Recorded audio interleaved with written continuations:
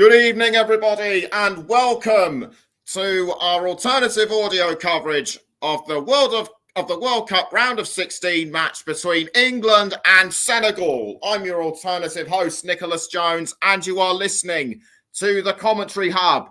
And I'm delighted to have on commentary duties JB Stothard and Luke Turton. Gentlemen, good evening. Good evening, Nick. Good evening, everybody. Wow, how are your nerves, folks? That's my first thing, because this really is a big deal. I don't know how you guys feel about it, but it's a terrific atmosphere building up here in the Al Bar Stadium. I will bring you team news in a second or two, but I've got to say it's a pleasure to do this game, and it's nice to be back in the Combox again. I tell you what, if we get half the drama we saw in the Portugal game the other day, then I think it's a win-win tonight, isn't it? Yes, indeed. The thing is, England have never lost to an African nation at all. I only found out about an hour or so ago. So this could be an advantage for them. But never forget, Senegal actually made the quarterfinals in 2002 before losing to Turkey 1-0 in the quarterfinal, thanks to the then common golden goal rule. Do you expect such heroics from them this time round? Well, can I just say, Nicholas, I've got to be honest. When it came out that England were playing Senegal, it put me back in mind. And I'm old enough to remember Italia '90, obviously, because I'm nearly hitting the big 4-0 in a couple of months, and so I remember it vividly as a 9-year-old. And we drew Cameroon in the quarters, and everyone was saying that it was going to be easy pickings. We're going to win 5-0 and stuff like that, and they ran us all the way. Now, obviously, Senegal have got no Sadio Mane, as you know, but what I will say is, at this point, Nick, we can't take these lightly. They're not here to make up any numbers. When you get to the last 16 of any tournament, there are no mugs. I mean, I remember doing the last England game I did, and I don't want to jinx things by saying it, but I've got to say it anyway. The last time I did commentate on an England's last 16 game in any tournament was 2016. That ill-fated game where Roy Hodgson lost his job against Iceland, and everybody dismissed Iceland's chances that night. In fact, everyone was laughing at them because they were all part-timers and stuff like that, but they played as a team and we didn't that night. So, I'm sure Gareth Southgate's a astute enough manager, Nick, to know that they cannot take Senegal for granted, because if they do, then Senegal could be liable to make them pay for it. So England really do have to be careful tonight. Only a fool would take Senegal for granted, because they proved to be no slouch in the group stage, edging out Ecuador in the last group stage match 2-1, if you remember, to qualify for the round of 16. And what could also help is that Aliou Cisse, the manager of Senegal, his assistant manager is El Hadji Diouf, who was part of Senegal's 2002 World Cup squad. But what's the team news for England and Senegal? Yes, I'll give you that now, Nicholas, before I start preparing to what could be a very tense 90 minutes ahead. Right. Well, there's one major change. Obviously, Raheem Sterling isn't in the squad tonight because of personal issues, family issues, that sort of thing. He's not injured or nor suspended. So Bakary Saka comes into his place. But I'll give you the full lineups, of course. Jordan Pickford wins his 49th cap tonight. He's in goal, the Everton man.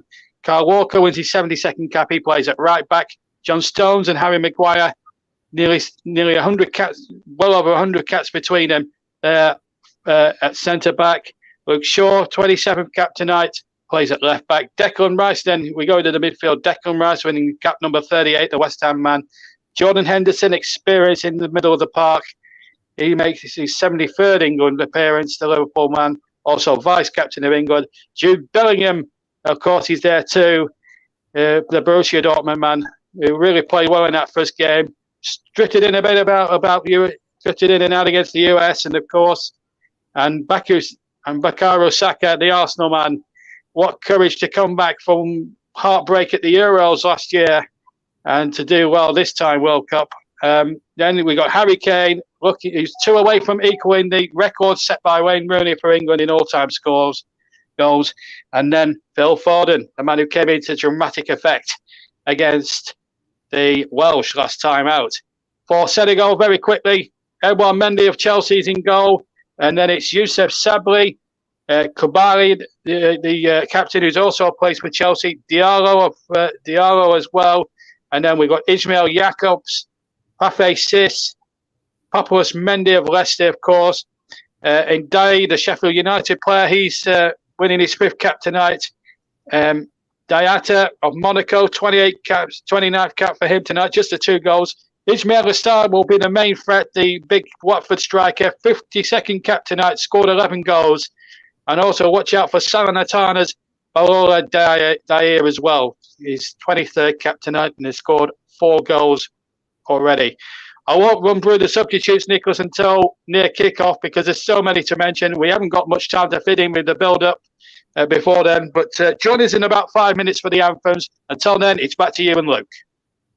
Thank you, JB. I was going to ask Luke anyway what he thinks of each individual side's chances before we hand back to him. So Luke, Senegal's chances of it against England, how do you see them?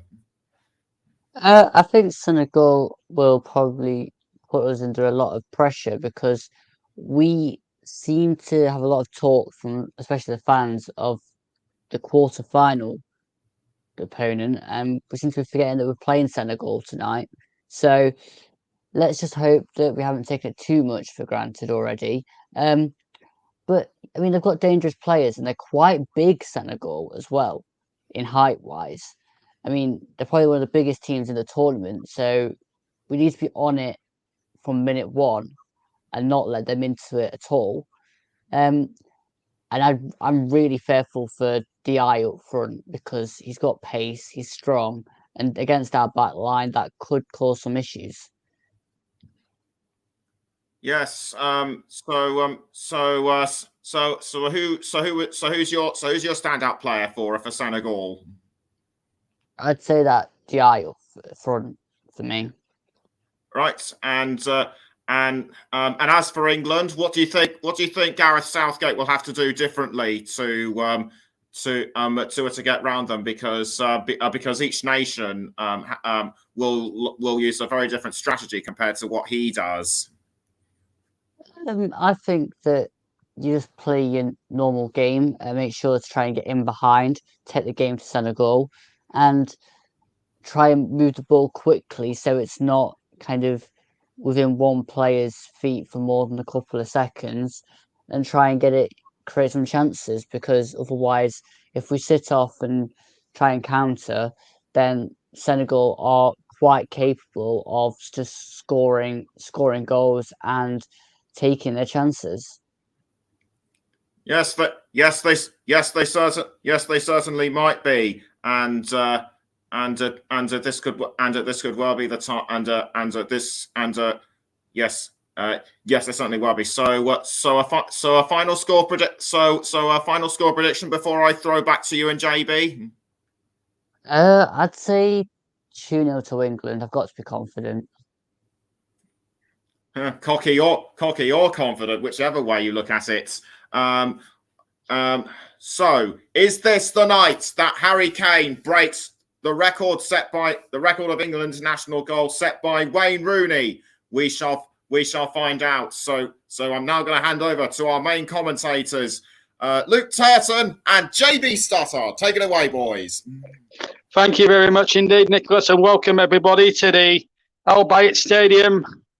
Well, it's England expects tonight, but one must never take Senegal for granted. They are a decent side on paper, but England, you feel on paper, would have enough quality to see the job through. But when were games won on pieces of A4 paper? Well, the teams are just a few minutes away from coming out here, and England know. The whole nation expects the winners, incidentally, will play France in the quarterfinals. They won very handsomely against Poland 3-0 this afternoon. And Mbappe looked in meticulous form in that one. And you may have listened to that one with Ross and Paul James. I think get as much drama tonight as we did the other night with the conclusion to Group H, which was my last assignment for the commentary hub.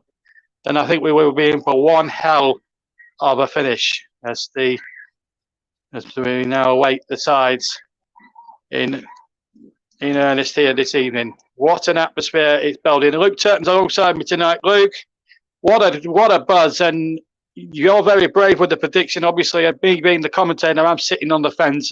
I don't take anything for granted, but what a buzz and plenty of English flags flying around tonight. Yeah, absolutely, JB. I mean, I say I'm confident, but I'm just predicting the 2-0 because I tend to like to predict wins before kickoff. I am not taking this at all for granted with the fact that Senegal will give us a really good game, but I still think that we'll eventually come out winners. Well, you think that, but as I said at the start, games are not won on pieces of paper. There's Harry Maguire there in the tunnel. Harry Kane. Nicholas through to me saying, would Kane break the record? Well, he'd have to score a hat-trick tonight in order to break the outright record.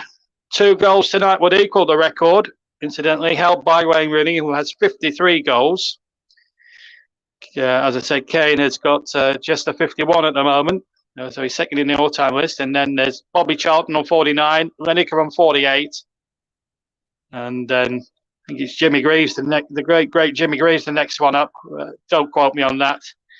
Just seen Jordan Pickford. He's going to be wearing all yellow goalkeeper's jersey tonight. England look as if they're going to be playing in white tonight. They are, so they're going to be playing in their normal colours, not the red. The supporters of Senegal were making a nice, passionate noise, as they always do. Look at that, Luke. Have you seen that? Del Boy and Rodders, they're in town tonight. Let's hope England are not plonkers by the end of it. Well, the stage is set. We're still waiting for Senegal to come out of the tunnel. I wonder if they're keeping everybody here waiting. Kick-off just 7 minutes away here. And there are Senegal now. Well, they got to the quarterfinals in 2002, as Nicholas was saying at the top of the show. They were beaten by Turkey, who went on to the semi-finals, and were very unfortunate not to finish third. I think they did finish third, if memory serves me right, but it's a long, long time ago. But when the draw was made and we knew we were drawing Senegal, it just had a feeling in 1990 about it. Obviously, you weren't born then, obviously, Luke, obviously, but I'm old enough to remember Italia 90. And back then, England really took the Cameroonians they didn't take them for granted, despite the fact that they'd beaten Argentina in the first match and had disposed of Colombia in sort of calamitous sort of style with Rene Higuita and all that. But Senegal are no mugs, and it will be very wise to write them off at their peril. Just before we go to the anthems, pick out one player from Senegal that could be a main threat to England tonight, Luke. Diaye up front. What sort of qualities does he bring to the table that you think could cause problems for England? He's physical and he's got a lot of pace. Well, it certainly has. And also, I've got to work. Also, if I was to choose one, certainly Ismail Assar would be certainly up there. He's played against a lot of those players in his time at Watford when they've been in the Premier League and all that. The teams have made their way out onto the field. And myself and Luke are going to pause now for just a couple of minutes. And we're going to bring you the national anthems. And we'll start, obviously. With the, I believe, the England national anthem. So we're going to pause for just a second. And then we'll be back to read you the team news. But first of all, let's hear the 2 national anthems first. And it's going to be the English national anthem. Then the Senegalese national anthem.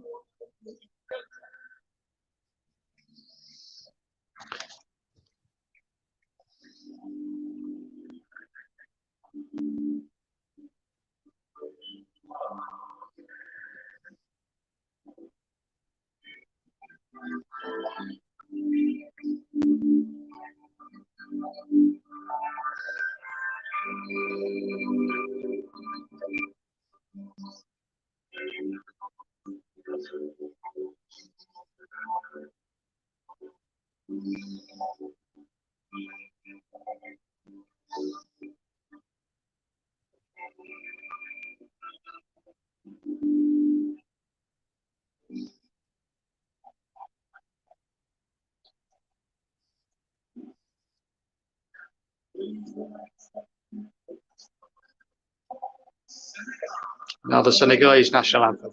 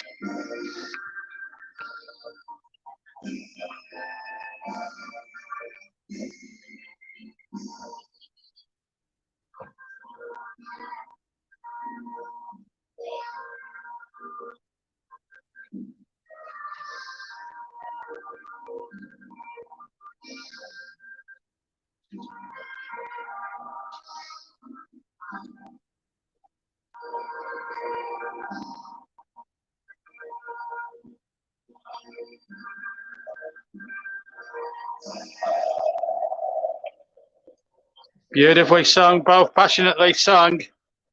And they'll now shake hands for the inevitable handshakes like they do before every game.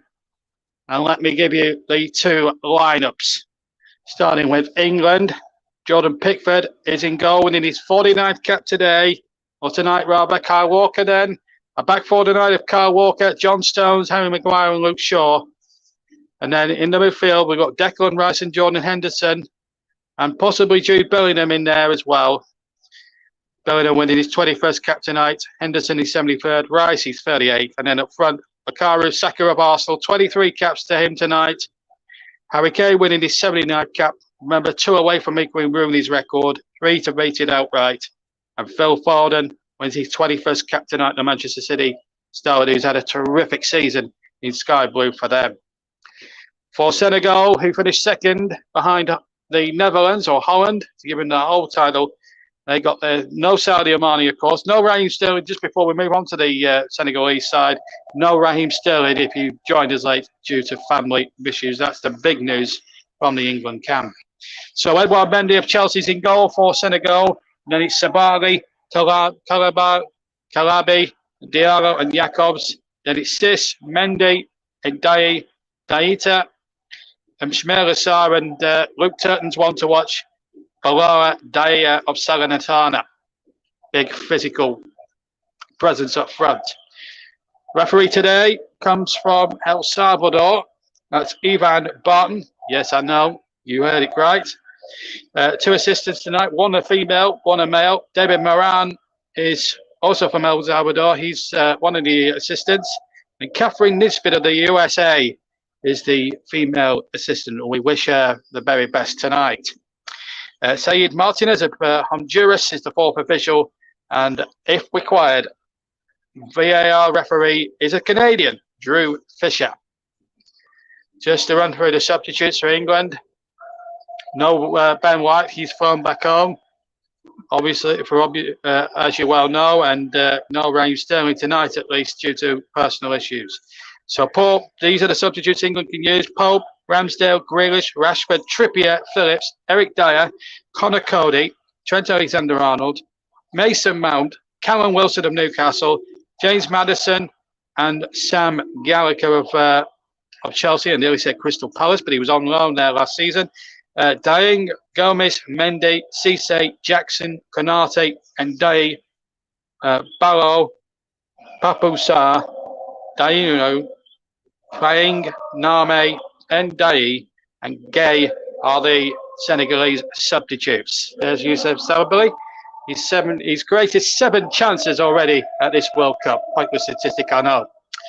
So we're all set to go. Almost on the appointed hour. The England players taking the knee to prove to the world that there's no room for racism in life as well as in football. And it's Senegal in the old green strip that get us away, attacking the goal away to my left-hand side. And the tension here for this game is unbelievably tense. If you're listening to this behind the sofa, we'll do our best to try and calm your nerves. I can't promise anything will be straightforward tonight, but you never know. As Pickford hooks the ball out of play early doors. Just to remind you, no Raheem Sterling in the lineup if you just joined us here on the TC Hub. And of course, if you are commenting tonight, please keep your comments clean. We're still a family show. Number 6 on the ball here, Mendy. Mendy turns, the Leicester City man. Finds one of his colleagues, and the ball goes out to the left-hand side. Senegal, no mugs, of course. Mendy now, Leicester gets the ball back again, and then number 22, Diallo, gets it out to the far side. And it's Koulibaly of Chelsea, gets it forward. He's intercepted quite brilliantly there by Declan Rice. And now gets Jude Bellingham away down that left-hand channel, but he's intercepted, and it's out of play for a throw to England. There's Gareth Southgate. Steve Holland, his assistant, sitting to his right, as we see on screen. There's Jordan Pickford again. Everton goalkeeper, keeping out Nick Pope and Aaron Ramsdale, who both have been in terrific form for both Newcastle and Arsenal, respectively, this season. But Pickford getting a nod on previous experience, and the same could be said of Harry Maguire as well. It was taught that James Maddison's not really been used as much to his up row when Foden wasn't used in the second game. But England have got to stay disciplined, and if they do that, touch wood. I hope you're touching wood as well, Luke. The goals hopefully will come tonight. 2 minutes gone on the TC Hub, and also just to remind you that we are listening you up to a big good evening to all Storm FM radio stations listeners. They've cleared the normal schedule on Storm FM, cleared all the decks to bring you live commentary of this game. So you're listening. So if you are on the Storm, listening to us on the Storm FM radio station, good evening to you all. Also, we're on these platforms for YouTube. We're on GB Sports, Storm FM YouTube channel, TC Hub and TC Hub 2, and we're also live on Twitch as well. So after all that, after getting all that out, as we look at the coach there, Aliou Cisse, who played in that 2002, and of course, Hellas Diouf, as Nicholas was saying at the top of the programme, is the assistant manager. I don't like using the word coach. It's too modern for me. Here's Jordan Henderson on the edge of the area, tries to thread the ball to Luke Shaw, but the ball's run out of play for a goal kick with 3 minutes gone here on the TC Hub. Luke, let's bring you in. Early impressions of the game so far. The start was pretty much all Senegal until we made that interception. But then that's the first foray forward for England. And I think if the ball was a bit better, then we could have been in. But again, a bit of a poor pass. But England yet to really trouble the keeper. Yeah, still early days yet, Luke, as you quite rightly say. 3 minutes. But I think we're set fair for a very good game of football here. I mean, if we were discussing it as neutrals and not England supporters, then I would say we're set fair for a very good end-to-end sort of game. Let's hope it doesn't put the mockers on that. Remember, it's got to be decided on the night. 90 minutes, extra time, possibly penalties. We know where we've been before. And here's Senegal making a break, and it's breaks for Pickford. And I think it was your mate Dyer who had made the run, and Maguire just did enough. Yeah, you were talking about him before the start there, Luke. He's quite a danger to them, isn't he? Yeah, his pace is so dangerous, and you've got to be able to switch on against him. And lucky there, Maguire just was. Maguire, who's had a very good tournament defensively, against the US alone, he intercepted something like 8 corners, 8 set pieces that the US had from corner kicks, which is a whopping statistic. He's really, when it comes to England, he really does buck up his ideas. He's had a dreadful season, really, for Manchester United. He's been left out of the side quite a lot, of course, under Erik ten Hag. But, of course, his bad form has been overshadowed by the events of Cristiano Ronaldo in the last sort of month, with the Piers Morgan interview and the subsequent termination of his mega contract at Old Trafford. But so it means it put Maguire's problems 1 and 2 in the shade. But he's grown up a bit as a player again at this tournament. There's no doubt about it. There's a foul there on Jude Bellingham. And England get the free kick with 5 minutes of the first half played. And, well, there's the FIFA president, who I actually criticised his dress sense. He wore a suit and a tie the other day, would you believe? He wore a suit and a tie and then wore a dirty old pair of white plimsolls, Grinsole trainers. Not a good look, is it? No, not really. Not when you're a president of a massive organisation that FIFA is, govern the game of football right around the world. And of course, when your face is being beamed into 1 billion homes around the world, you want to get your look right. Anyway, it's all about what England do on the field tonight that matters to everybody here listening in to the TC Hub. Of course, we'd like to hear from your comments as well. Remember, Storm FM, if you're listening on their internet radio, you've got us for the evening. Mike Arneman, who works there, normally has his DJ set to play, but he's cleared all those decks away to bring you this game. So anyone who's tuned into Storm FM on the radio, you've got us. You've got me, Luke Turton, and then Nicholas Jones for the evening. England win a free kick. 6.5 minutes gone. Luke Shaw's going to take it. It's just to the left of centre. I'd estimate about 40 yards out. It's too far away, obviously, for a shot. So it's going to be a floater into the penalty area. Shaw, Henderson, and Rice are the three-man committee. Henderson has just put his arm up, and it's going to be he who plays it short to Walker. 40 yards from goal. He floats it in there towards the back post where Rice is waiting, keeps it in by the byline. Ball played back towards Maguire. Kane was also lurking inside the 6-yard area. And in the end, Senegal had a bit more wayward to get the ball away. But England still on the attack here with Kane. Yet to score in this World Cup. And again, he's hassled out of it. And whistle has gone for an infringement by one of the English players. And the referee, Mr. Barton. Yes, I know. It's a very uncommon name for an El Salvadorian. But Mr. Barton, in fact, it's offside against Declan Rice. In fact, it took him an age to put the flag up, which I find, if you're going to tag someone offside, Luke, tag them off straight away. Don't waste another 15 seconds playing on when there's no advantage to be had. I just find that real bizarre, that offside real bizarre. Just simplify it. Yeah, it's a bit ridiculous, isn't it, JB? If you're offside, you're offside. Yeah, meanwhile, Saka was having a little wrestle there with Diallo, trying to intercept the ball whilst Luke was talking. Mendy trying to pass out from the back. He's not had a good season, really, personally, with Chelsea. And you could do with a pick me up the Chelsea goalkeeper, Edouard Mendy, ball forward, but it's straining the arms of Jordan Pickford. Let's see if we've had any comments already, and we haven't so far. In fact, we have had a few comments. We've got someone. Yeah, you won't believe this, Luke. We've got someone listening to us from all the way from New York tonight, and he's an England fan, we believe. So yeah, Mike reckons he won one on a penalty shootout. I hope it doesn't go that far, mate. Here's Jude Bellingham now for England. Bellingham with the cross into the penalty area. The goalkeeper wasn't convincing. He tried to punch it away and he completely missed it altogether. Saka's picked it up for England. Here's Walker. He has to lay it back to Declan Rice now on halfway. Paul, who did a terrific job alongside Russ Burnham. He's actually been a terrific support act for the last few weeks, last couple of days on the commentary hub. Now there's something wrong with the ball. Was it the pressure of the ball? One or two of the players aren't happy. Just see that opportunity again. The goalkeeper there, Mendy, not convincing, but effective.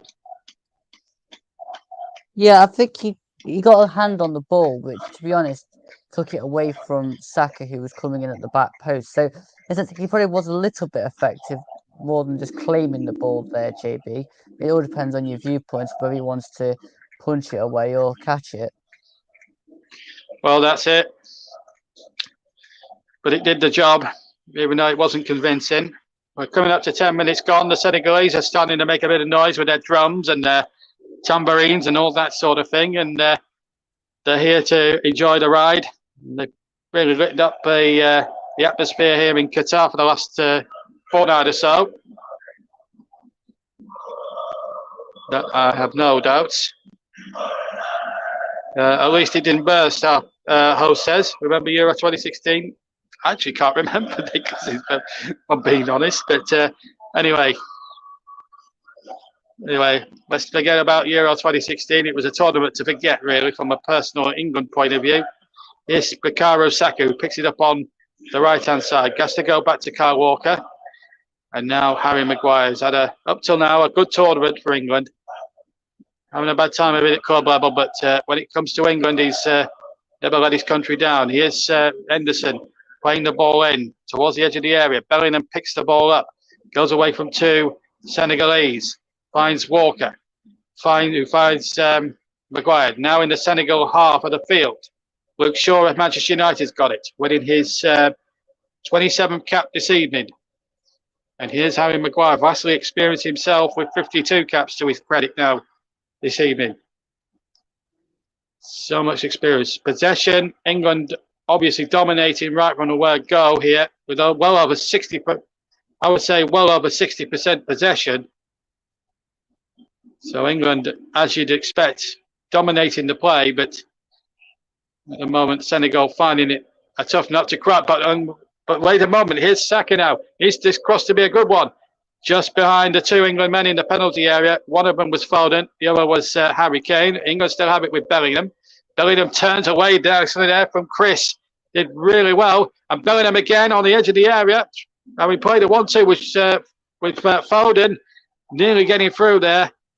And Bellingham looking a real threat there as Maguire intercepts.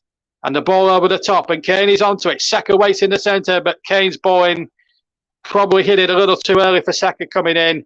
And the England captain's cross goes out for a throw and a throw into Senegal. So the last 5 minutes, England have started to go forward and are starting to get closer with each attack. Yeah, it's all good up until the kind of final third, and then the final ball into the box is just a little bit either overhit, underhit, or just not hit at all. And we could do with getting that a little bit more perfect to score some, to create a few chances on goal. But we get a bit more of the play, but again, that needs to be a bit further forward as well for my liking. Well, let's hope they listen to your wise words, Luke. 0-0 here if you've just joined us. Also, we're live on the Storm FM radio station. Nice to have, so any regular listeners to Storm FM, thank you for choosing us. All played into the area where Saka tries to get through on that right-hand channel, but he's hounded out quite fairly. Now, there's a problem there. Let's hope this isn't serious. There was a collision here between Harry Kane and one of the number 22 there, which was Diallo, who bundled him over, touched the toe end, and then Kane went whizzing in the air. And I just hope that's not a concern. He's on his feet, we can see, but let's hope Kane's okay to continue. He's a tough cookie, though, Luke, but it's also a concern when a real talisman like Kane gets injured. Yeah, I think it was just a bit of a whack, JB. I think he was to run it off. It's just a bit of a physical tackle that you'll get during the game if you're the England's talisman, and Senegal will target you. Yeah, and also we've got Rashford to come off the bench, and Rashford was in supreme form against Wales, got a brace. So for all things, I'm a bit surprised though when you look at where Rashford played the other night against Wales, that he wasn't even in the starting lineup. I would have gone with Rashford tonight, but it's Gareth Southgate who's in charge. He's paid the mega $1 million to make these big decisions, and he's not going to leave out the England captain, is he? Never in a month for Sundays if that ball is played through. It's easy for Edouard Mendy. So, coming up to a quarter of an hour gone. No goals. England making all the pressure. but haven't made it tell against Aliou Cissé side. In the grey tracksuit, and he's got dreadlocks, curly hair as well. I'm sure the dreadlocks actually. It's more curls than dreadlocks, if I'm being honest. I mean, Gareth Southgate would suit that sort of hairstyle. Short-haired, short back and side sort of bloke, Gareth Southgate. Terrific defender at Crystal Palace and Aston Villa as well. Middlesbrough, of course. Looking to put them. He's probably banished memories of his playing days when he missed that crucial penalty in Euro '96 against Andres Kupka of Germany. As Luke Shaw has been fouled there by Diatta, number 15. You're going to have a free kick about 4, maybe 5 yards over halfway inside the Senegalese half. It goes back to Maguire, who uses John Stones. Manchester United and Manchester City at centre-back tonight. You've got Manchester, in fact, it's all Manchester back four. You've got 2 players for United, that's Shaw and Maguire, and 2 players for City, Stones and Walker. So it's an all Mancunian back four with a Merseyside Geordie goalkeeper. Jordan Pickford, well, he's born up in the northeast and plays now for Everton. Started his career at Sunderland, came through the ranks there as a youngster. Played in goal when Sunderland were relegated in 2017. But distinguished himself enough to get a big money move to Everton. As we see Harry Maguire there tussling there.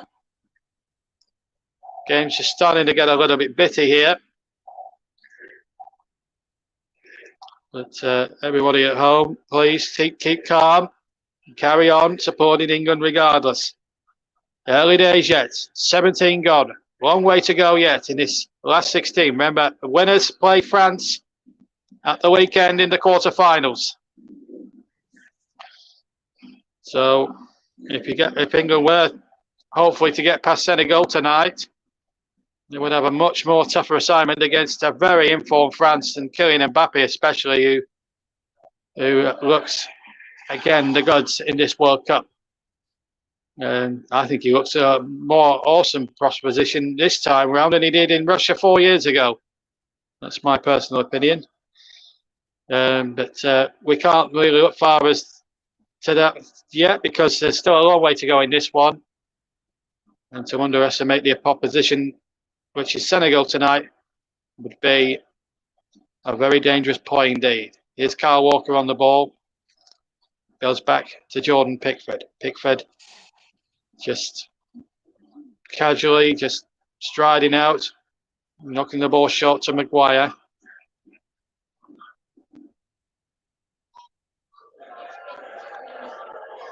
As Maguire, now Robert Stones goes forward, finds Walker. Patient play from England this. It's going to be, let's hope it isn't a long night for Luke Turton and myself, because in an ideal world, we'll want this over after 90 minutes. So 18 minutes gone, or 18 and a half minutes gone.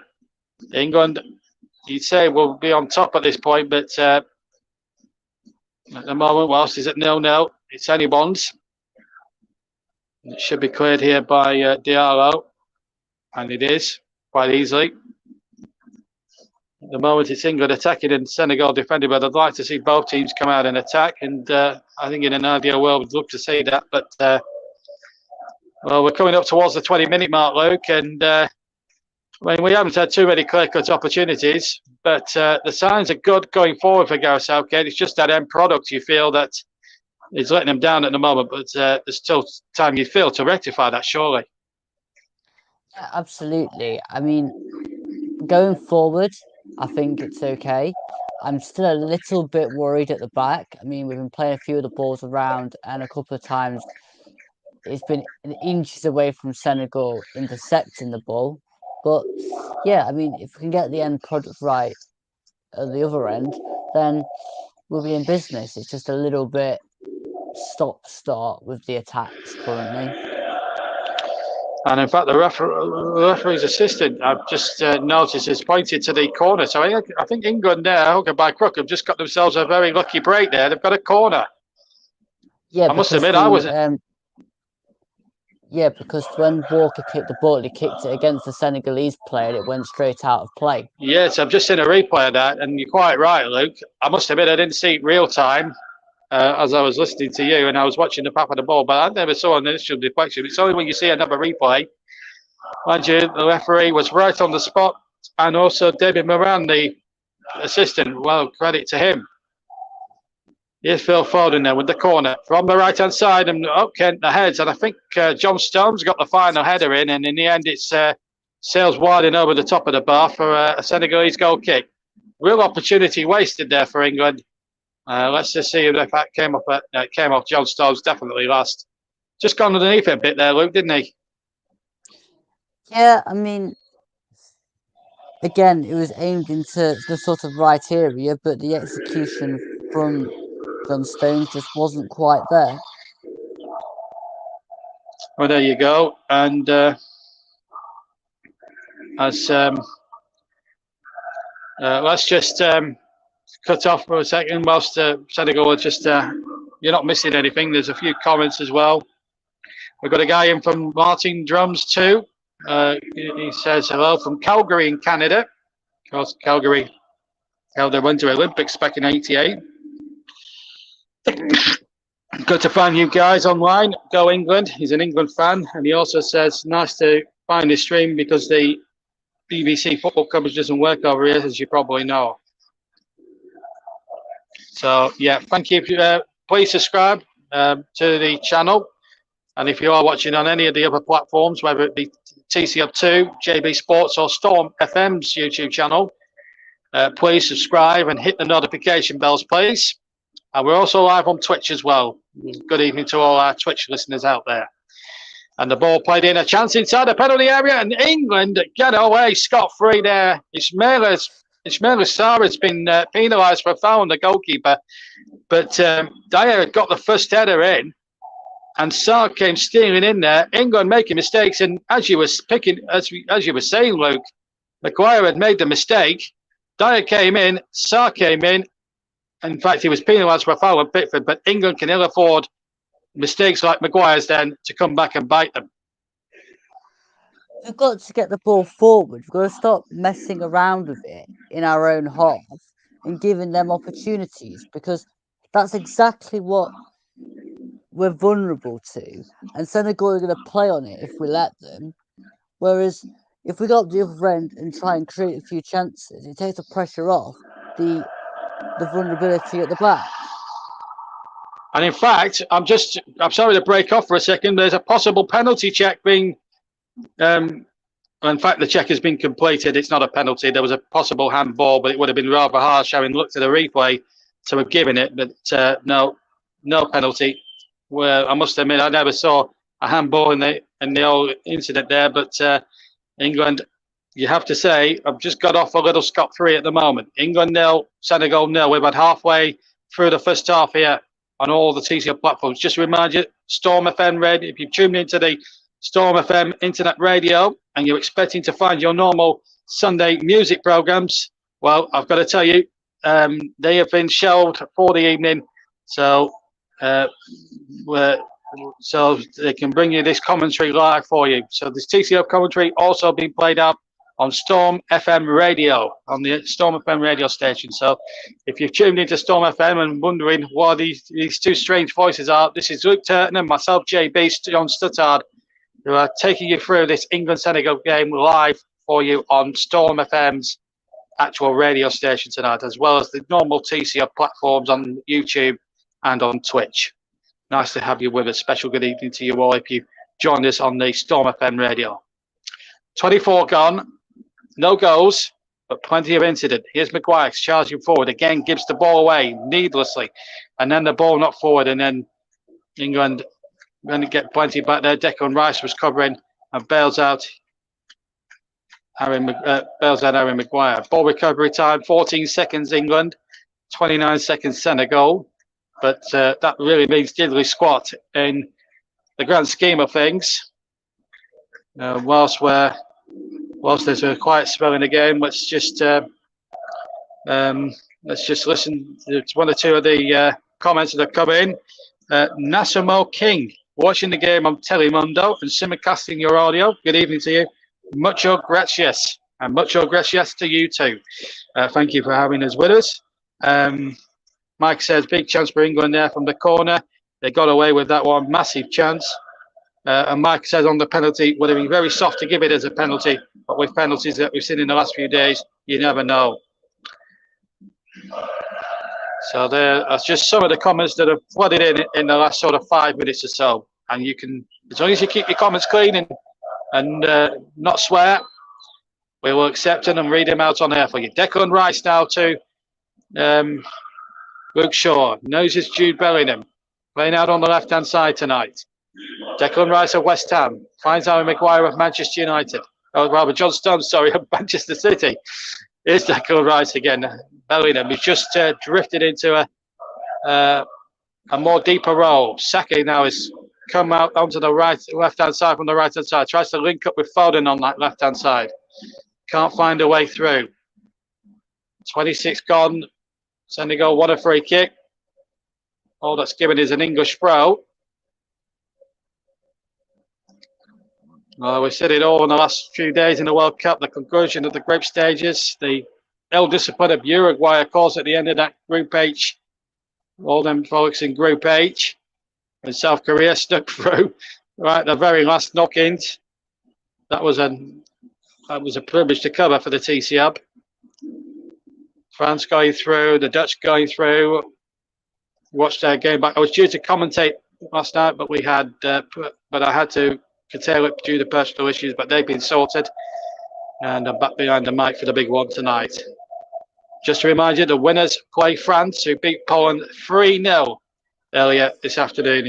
And if you've heard it with Russ and Paul, well done for tuning in and picking us. And of course, if you are with us tonight on any of the YouTube platforms, don't forget, hit that subscribe button, hit the notifications.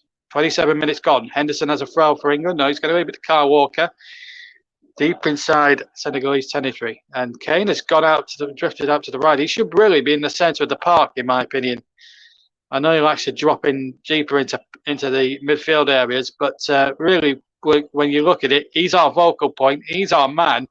He should be going forward and looking to sniff out the goals. Yeah, I don't really think that that's the big issue here at the minute, JB. I think the bigger issue is about where the ball is now. We need to make sure that we're playing the ball forward, but not giving it away. Because Maguire a few times has tried to play the ball forward straight to a Senegalese player. Well, England have it now, and again, they're going backwards again. But if that's how Southgate wants his troops to play, that's how they're going to play. But that's down to how you Cisse will have to do it tactically. And so far, tactically, he has got it spot on. But how long they can keep that up for, God only knows. But at the moment, England toying with Senegal at the moment until the ball needlessly goes out of play. Walker could have done better there to keep that in play, I felt. But there we go. Now there's Juve in there with the cap on. What a player he was. Played in England for a long, long time. Played for Liverpool, Blackburn Rovers and Bolton Wanderers.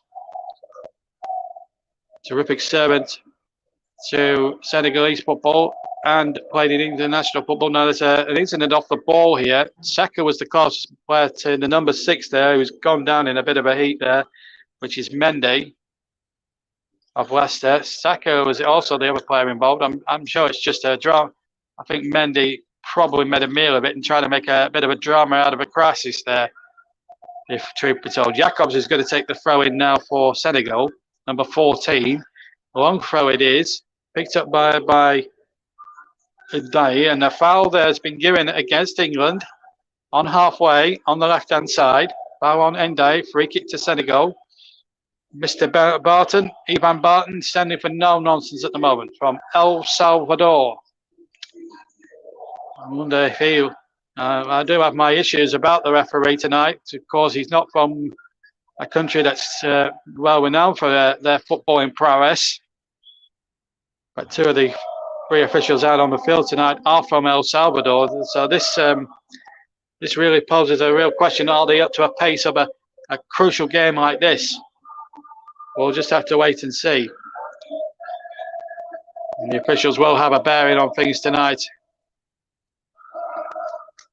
There is no doubt. Senegal keep possession. And at the moment, they're passing the ball towards the right-hand side, but not really penetrating England too much at the moment, which is not a great deal of concern England defensively.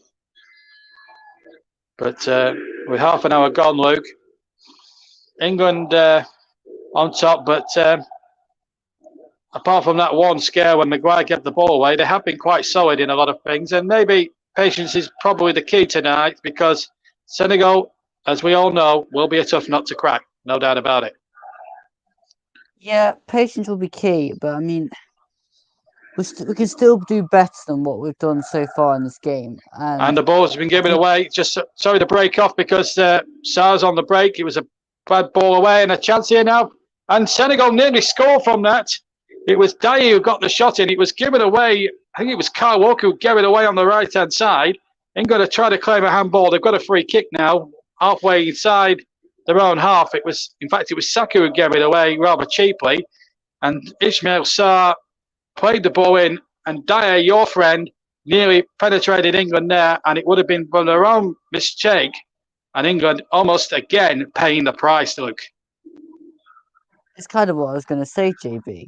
We can do better than what we're playing at the minute, and we're not switched on enough. We're giving the ball away to real dangerous players, and if Pickford wasn't alert to that run through there, would have conceded a goal. We need to get up the other end. And as for your comment on the officiating from El Salvador, if we're going to get up to the standard of some of the other refs, JB, then I think that's more of an issue than them coming from a team that's not really got football in prowess, because some of the more noticeable countries don't have a great standard either.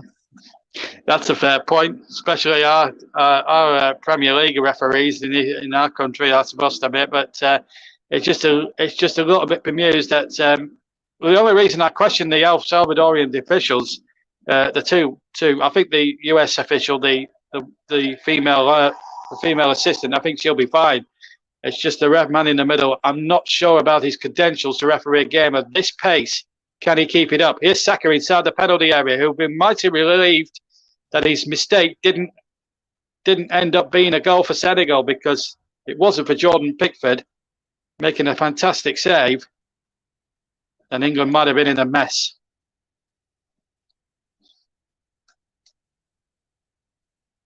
So 32 minutes on the clock, 33 now, we're ticking round to Senegal. I've had the two best chances. There's a little lion in there as well amongst the Senegalese crowd. Some are cheering, some are dancing, some can't even bear to watch. We've had a few comments flood in again. Mike Arneman especially. Kane needs to be the one who's on the end of chances. I don't like it when teams do that. When you've got your forwards taking corners and free kicks, doesn't make sense to me. And Mike says, what a fantastic penalty save there for Jordan Pickford. Good, strong hands. And Nicholas has been on, our host tonight, almost like what happened last night between the Argentinian and Australian. One time, Martin has almost conceded a goal to Australia with a mistake like that. So maybe, just maybe, that might bode well for England, funnily enough, going forward, because obviously Argentina went on to win 2-0, but England don't have a Lionel Messi type player to get them out of a hole. But England just living on the edge a bit, and they need to be a bit more savvy, as Luke Turton quite rightly points out. When they're on the ball, it's just those final balls that are just making a difference. Also, Luke, do you think it was a strange decision? I'll just hold that forward a second, because Senegal are on the attack here with number 19 here. Not number 19, it's Jakobs, sorry, number 14. It was Sarr who led the initial break, number 18. Ball played into the penalty area, and in the end it's come away, and England concede the throw off Saka, but I'll get your views on Marcus Rashford in a second, Luke, because Senegal have a dangerous throw in here. It's 6 yards away from the corner quadrant. It's almost in line with the 18-yard box on the left-hand side of England.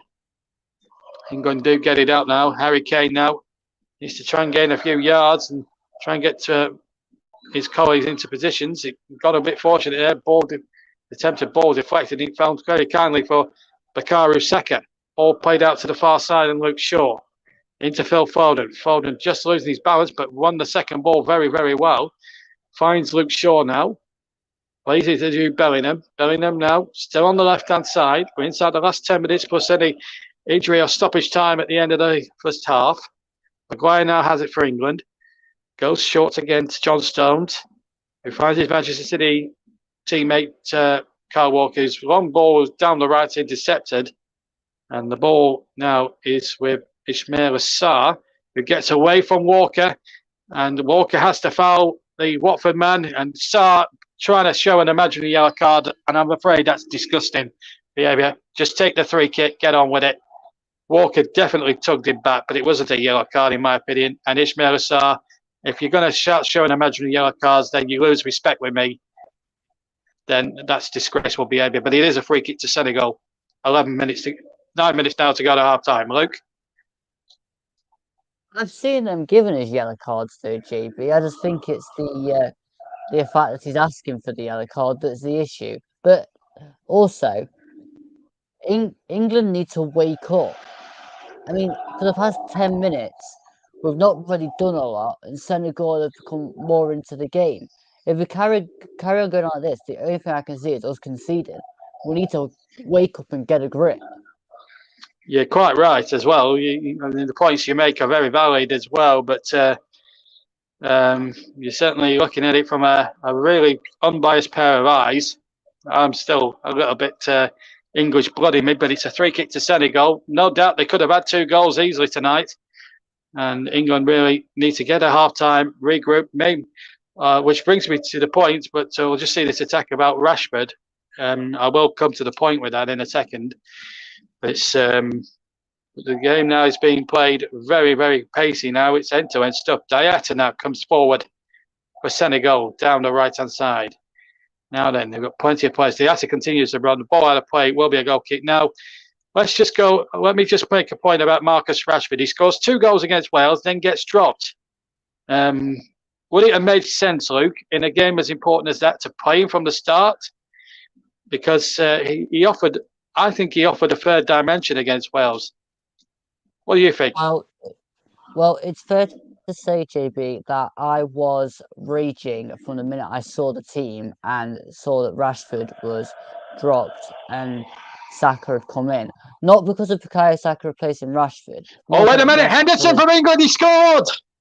Jordan Henderson has scored for England, and that is what we needed. England have endured a lot and 2 missed chances for Senegal, and they have come back to haunt them. And England, Jordan Henderson, it's only his 3rd goal for England in 73 previous appearances. But my heavens, what an important goal that could be. England 1, Senegal 0. And England get that vital breakthrough with nearly 39 minutes gone, Luke Turton. Yeah, I mean, JB, just keep coming to me with points, because this happened the other night with me and Paul. Every time we had a point, somebody scored. Yes. So, yeah, that was a brilliant breakaway and a brilliant pullback to Henderson, who arrived late and just stroked it home.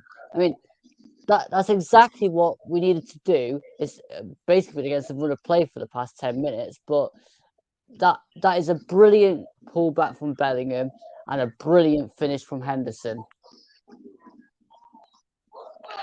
What a finish that is. Coolness personified. Mendy couldn't quite get there, diving away to his left-hand side.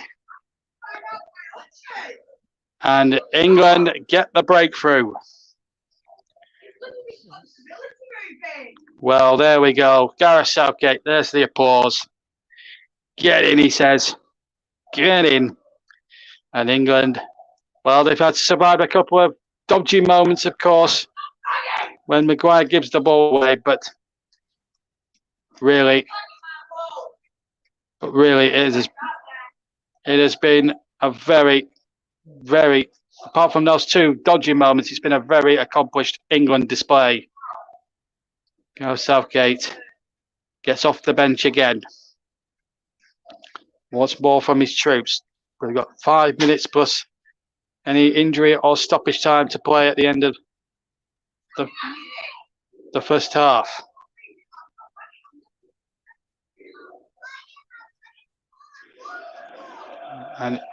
And the Senegalese now, there's more worried looks, but they're still partying away there. So England goal kick then. Just to remind you, as well as of the Omo TCR platforms, we're now live on Storm FM radio, the actual radio station. So here's second half for England. And England looking to score again, and they almost did through, I think it was Harry Kane. He was trying to take it, going backwards, I think, to try and hook it goalwards, Luke. But England could have doubled their lead in an instant, and Bukayo Saka making things happen again down that right-hand channel. Yeah, and I think if I was Harry Kane, I'd be disappointed not to score that, because he scored many goals in that sort of position. Despite the fact that he's behind him a bit?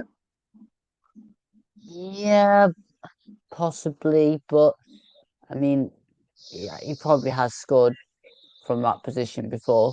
But yeah, I mean, another good chance there. And here he is on the ball again. The aforementioned Saka plays the ball in, and it's just too far over Foden's head. But England making things happen at the moment. Maybe that goal is just giving them that wee bit of confidence to take the pedals off, take the foot off the handbrake, or get the foot on the accelerator and start attacking more. Mike says that's class football, brilliant sweeping move and a lovely finish. And of course, you guys anybody can get involved. You can all get involved by messaging us. Keep your comments clean, no swearing. As things stand, we're still a family programme. 3 minutes to go to half time. We'll be crossing to Nicholas Jones at the conclusion of the first half, and then me and Luke will bring you whole of the second half live for you. Later on, there's Kane there. Has he been fouled? No, says the referee. Also from El Salvador. Here's second, Robert Bellingham. And here's a chance now for England. Goalkeeper's committed, and it's off the keeper for a corner. It was Luke Shaw who had made the darting run there, and it goes behind for a corner off Mendy. We'll come to Luke after this corner has been taken. But England now well on top now after those two scares earlier on in the half. They've got the goal lead they so desperately wanted. And when you look back at the statistics, I think it's a lead they thoroughly deserve. Luke Shaw though making a fantastic run. Goalkeeper's chest, turning it out for a corner. Looks like it's going to be Shaw again to deliver into the penalty area, headed away by the Senegalese defence. 2 minutes of normal time to play. Kane was coming out from an offside position, so he couldn't be involved at any stage there. And Senegal are able to get it away and out for a throw into England. As an England player had gone down, it's Bukayo Saka, I believe, down there at the moment. But England, since the goal, Luke, have really taken command and could have easily gone more than the one goal ahead. Yeah, absolutely, and I kind of agree with Mike's comment in the chat about Shaw. Sorry, has to square that ball earlier than he tried to do it where he hit Mendy's chest. That had to be a first-time ball straight into the box as Mendy came across, because they were clean through. Well, there's an England fan I've just seen there holding up a replica of the World Cup there, but it's a bit early to start waving that about. Still a job to be done here, and there's still another 45 minutes in the second half to go, but still a long way to go yet in this game. So many twists and turns, but thankfully England a goal up. There was a couple of chances. Sarr and Dyer have missed great opportunities, and here's Declan Rice down the right-hand channel.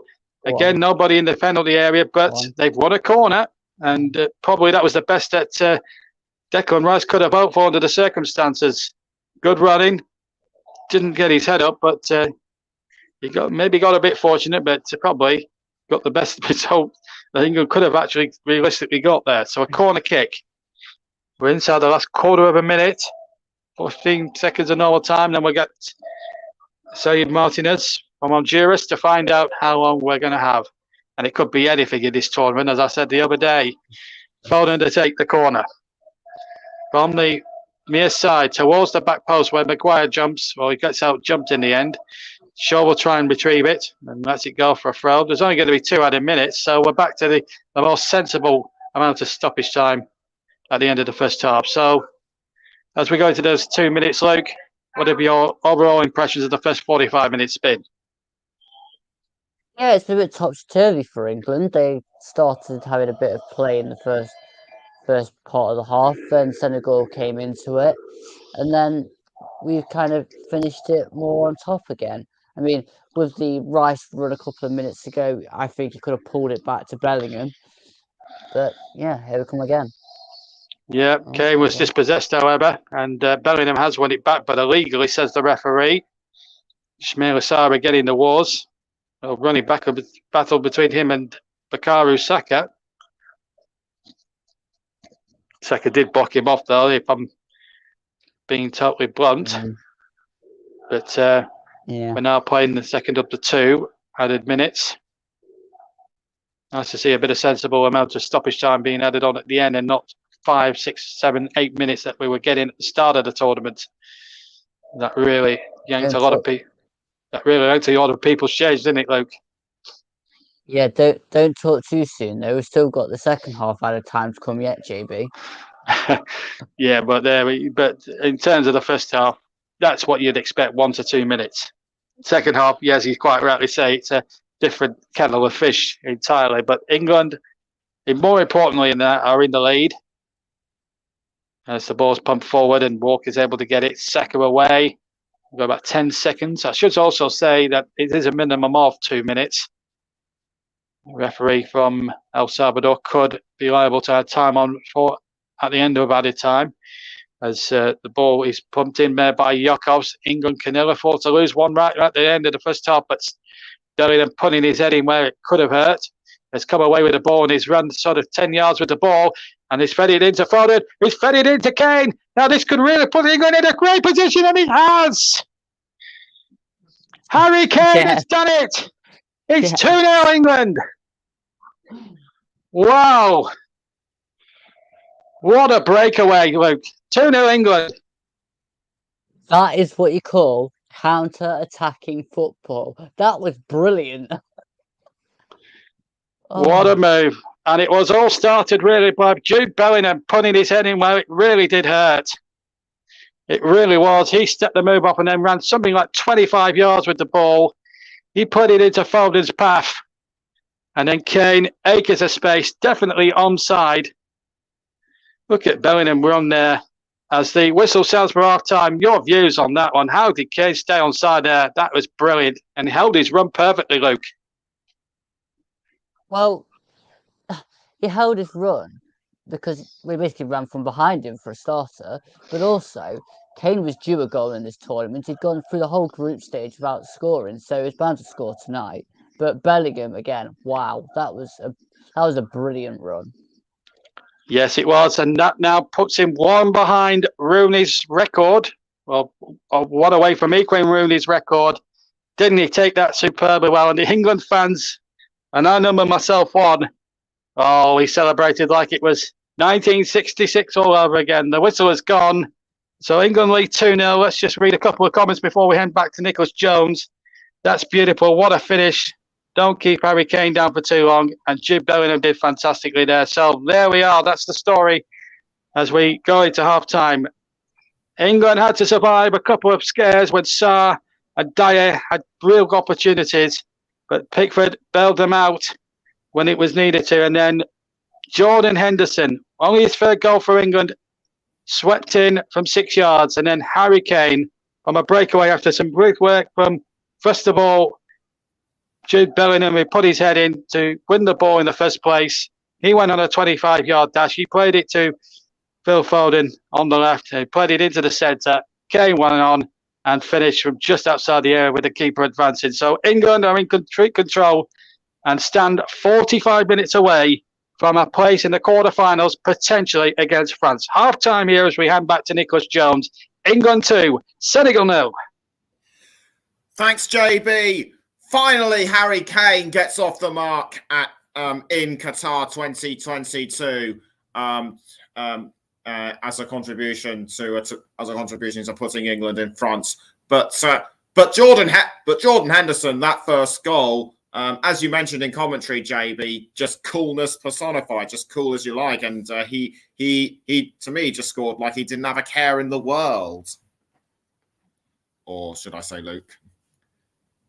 Yeah, it was a brilliant finish from Jordan Henderson, and it's like he took it like he was a striker.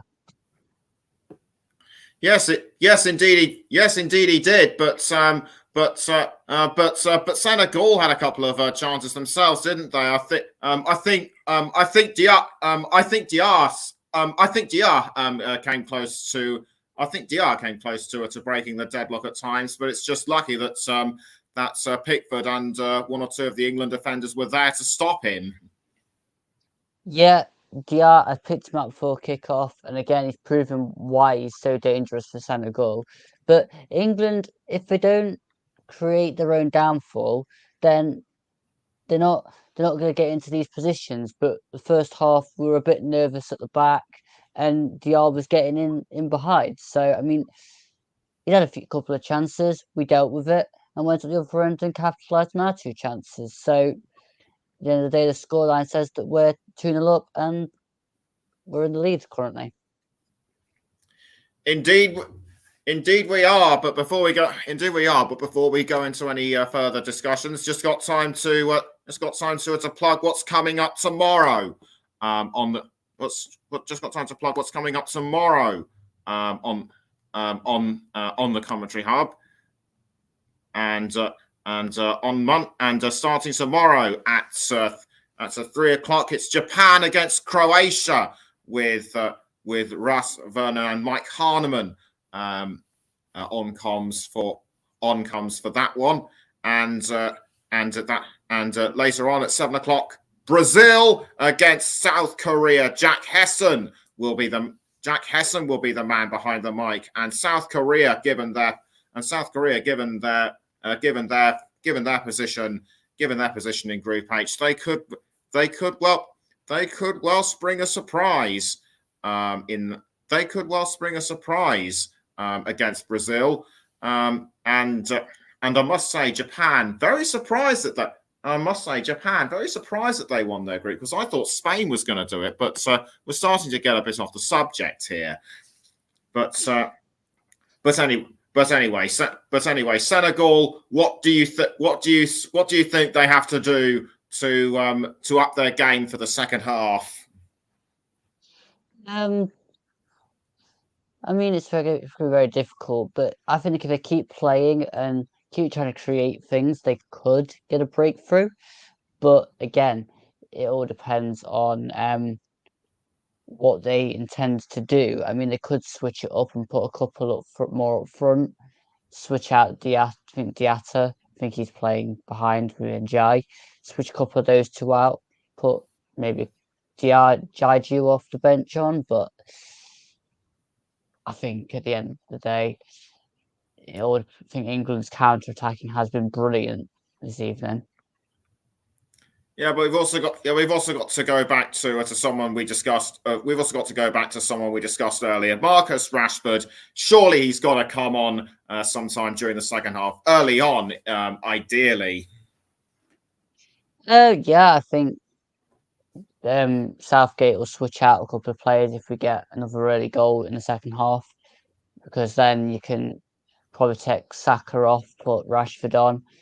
No side wants to really see Rashford come off the bench, because they've just defended against Saka and Foden for 45 minutes or however many minutes it is when they come off. So yeah,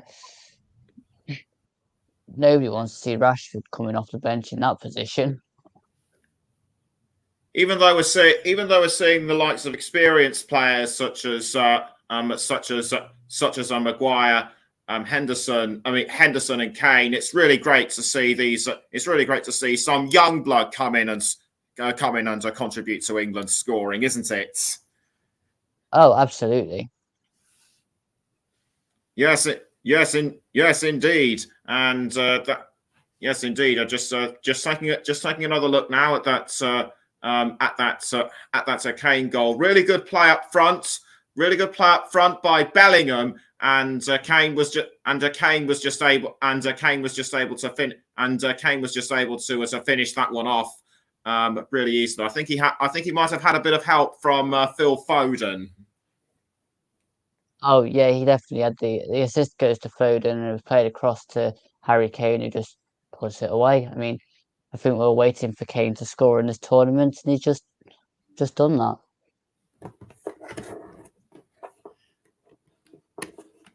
Yes, indeed, he did. But we need to. But yes, indeed, he did. But we'll be back. Yes, yes, indeed, he did. But but uh, but but but credit must go to Jordan Pickford for for saving the goals when it mattered because it just goes to show that he really is one of the best European goalkeepers in the business. Yeah, it was a brilliant save from Jordan Pickford. He kept us in 0-0 and then we went and capitalised up the other end.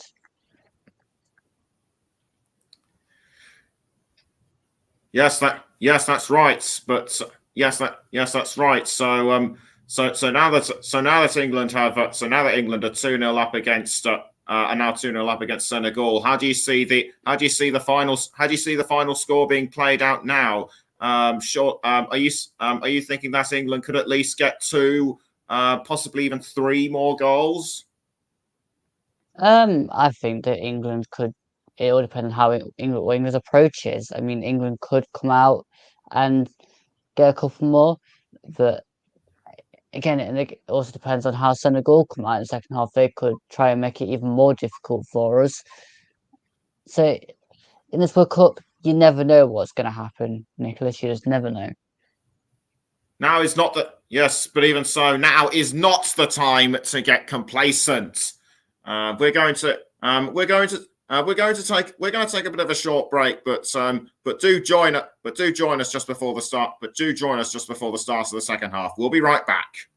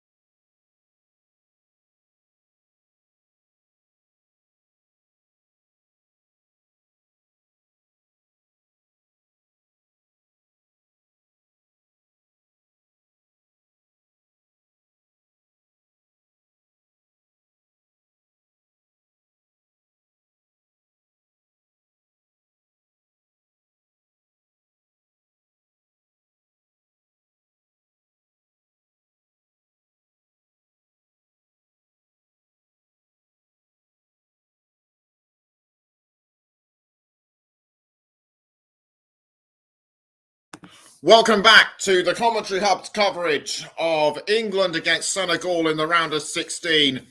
We're just about ready to get on the way to the start of the second half. So I'm going to hand you back over to our commentators, Luke Turton and JB Stottard. Thanks, Nick. Welcome back, everybody. Well, 45 minutes to go. Let's hope it's just 3 minutes as far as England are concerned. We had a few heart palpitations for the first 38 minutes. And then Jordan Henderson and Harry Kane right on half-time have given England a 2-goal buffer as they kick off, attacking the goal away to my left-hand side. Senegal have made changes, which I'll have to get confirmation from, because I don't know who's come on and who's come off. We literally had a little mini drama before I came back on the air. Well, let's reacquaint yourself with the two teams. Pickford in goal for England. And it's back four of Shaw, Maguire, Stones and Walker. England unchanged, incidentally, as you'd expect. Bellingham, Rice and Henderson in midfield. And then up front, Foden, Kane and Saka. Kane getting the second one. So we'll clarify the start of the second half, the Senegalese team in a second. Here they are now. Mendy in goal for them. They're on the attack, but England stuff it out. Back four of Jacobs, Diallo, Koulibaly and Salabari. So it's unchanged midfield four. Sarr and Gay are both in for the start of the second half. And then Dieng is also on for Sarr. So they've made 3 changes. So Cease is definitely one that's been replaced. But I can't figure out the other one. But Sarr and Cease have left us. But there is another player, and I need to find out who is Gay. Yeah. So anyway, we'll get the. Anyway, we're back underway then. Nothing's happened in the first minute and a half as Senegal now play the ball back. Now have possession, but they've lost it now. England, they wouldn't have won half time to have come, because they were well on top and could have scored more than they've got. In between the first and the second goals, they had 2 or 3 more very presentable opportunities and alas didn't take them. But England in complete control of their own destiny as long as they don't mess it up in the second half. Luke Turton alongside me for the second half. Been a good first half. It was a terrific first half. We'll just break off for a second just to see if Saka gets this ball on the right. He will. And here's a chance for England. Ball chip back and it's hooked away by Kabali, the captain. Rice heads back and it's hooked away by the Senegalese. But Luke, England well on top there. They wouldn't have wanted half time to come, obviously. But what do you expect England to be a bit more disciplined, maybe less can hold, but just hold that fort because Bellingham's on his way. Bellingham now trying to take on a couple of defenders, but again, hounded out. Right, Luke, do they need to be disciplined, England, this second half with that 2-goal buffer? Yeah, they can't get too complacent, JB, because it's only 2-0, and we have seen how vulnerable 2-0 can be as a scoreline. But you've got to think that England will try and get a few more goals in the second half to really make it comfortable. Well, England don't need to go 2-goal hole. As long as they keep it tight at the back, don't give anything silly away. Then it's England-France next weekend in the semi-finals. No, we're around too early there. We're around too late there. But it's the quarters. But that will be a tough test if England are to get through. French in irresistible form, killing Mbappe especially. But here's Bellingham, goes down. Never going to be a free kick. I think he went down a little too easily there, the Dortmund man. Started his career off at Birmingham City. And the youth team's there at St Andrews. And, when he burst into the scene several years ago at St Andrews, they knew they had a great player on their hands. And he had to pick up his big clubs. Bellingham went to Dortmund, considering the success that Sancho had as Senegal launched another attack. Comes to nothing. Shot comes in and it's wide. Premature to say it came to nothing there, I must admit. But shot came in there. Just a little warning there for England, Luke, at the start of the second half. But Senegal aren't here to make up any numbers. Although I must admit, I have to say, Sabri did look a touch upside on the first phase.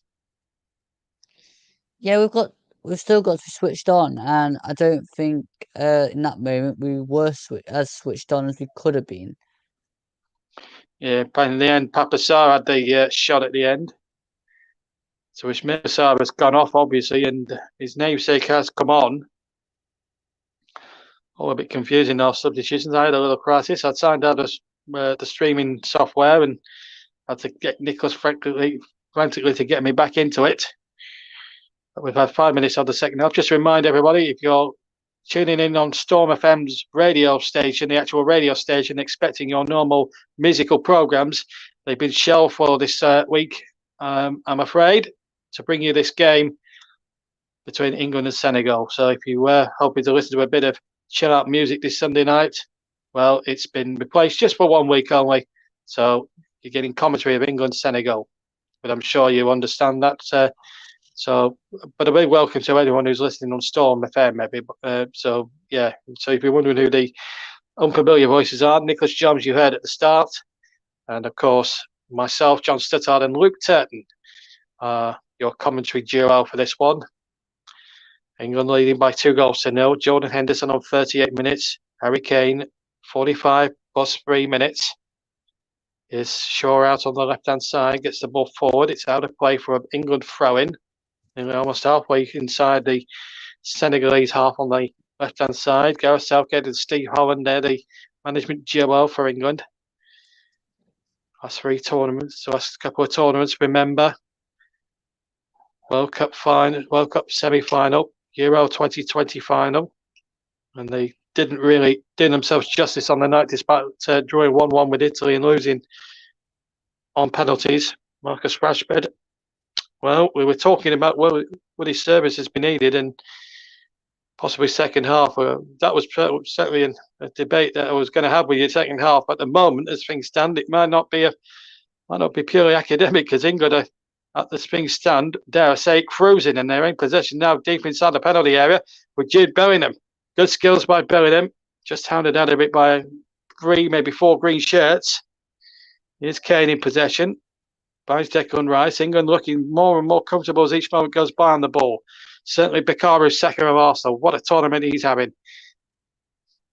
Okay, he was at fault for one of the opportunities, but apart from that, he's had a very good game. Here's Harry Maguire, who made the initial mistake for the Dyer chance. Here's Foden. Been a bit more quieter than you would have expected tonight, but that said, Maguire again dawdling, and John Stones pace enough to get the ball and get it back to Jordan Pickford, and he may have just strained a little ligament in the process, but that was what you were talking about first half. Luke, you have to be more savvy. And again, Maguire just a little bit guilty there of trying to overplay it. But here's Foden again. Foden lucky for Kane, it's overhit. You were saying earlier, Luke, that we can't get complacent. You have to say Maguire got a little bit complacent there and trailed out a bit by his centre-back partner. Yeah, Maguire's having a bit of a shaky night tonight. He's given a couple of balls away, and then again nearly got caught out on that one a couple of minutes ago. So especially Maguire just needs to pay a bit more attention to what he's doing on the ball. Yes, wise words there from Nottingham Spiders. Luke Turton. 2-0 to England. If you're listening here, don't forget we're on all TCL platforms tonight, whether you're listening to us on JB Sports, Storm FM, the Storm FM YouTube channel, that is, and the radio station. Also, we are also live on TCL itself and TCL2, and we're also on Twitch as well. Here's Saka now inside the penalty area. Put through by Kane, goes for goal, right-footed, but well wide of target. He appeals for a corner, nothing doing. Goal kick it is. Rice winning the ball initially there, Luke, and Kane continued on. Final shot wasn't great. Sailed over the top and wide, but the initial tackle from Declan Rice, that was something special. Yeah, the tackle was great, but the shot just wasn't. Yeah, you like to put a downer on things, don't you? Only kidding, Luke. It's been a great night for England. Let's try and put a positive on it. More than a positive, it's been a terrific performance. Apart from 2 or 3 mistakes in defence, which hasn't been punished mercifully, England have looked far and away by a large the better side. One ball forward, That should be too long. That should go out for a goal kick. It does. So England can breathe another huge sigh of relief yet again as we rapidly head towards the 10 minutes of the second half. And when I say rapidly, Luke, I mean rapidly. It's gone quick, hasn't it? It has, GB. I didn't even realise we're nearly on 55 minutes. Anyway, just a reminder, the goal scorers: Henderson after 38, Kane 45 plus 3. England, as things stand, and I should stress this at this point, still 35 minutes plus injury time. And as Luke quite rightly pointed out, it could be anything in the second half. And fourth officials are liable to give anything they so desperately want. As long as England don't time waste too much, then we should be all right. But you never know. Here's an opportunity for Walker to get a crossing from the right, but it's tucked away once more. And so far, England, without trying to overemphasise enough, they are looking in control. But how many times have we watched a football game, Luke, over the years?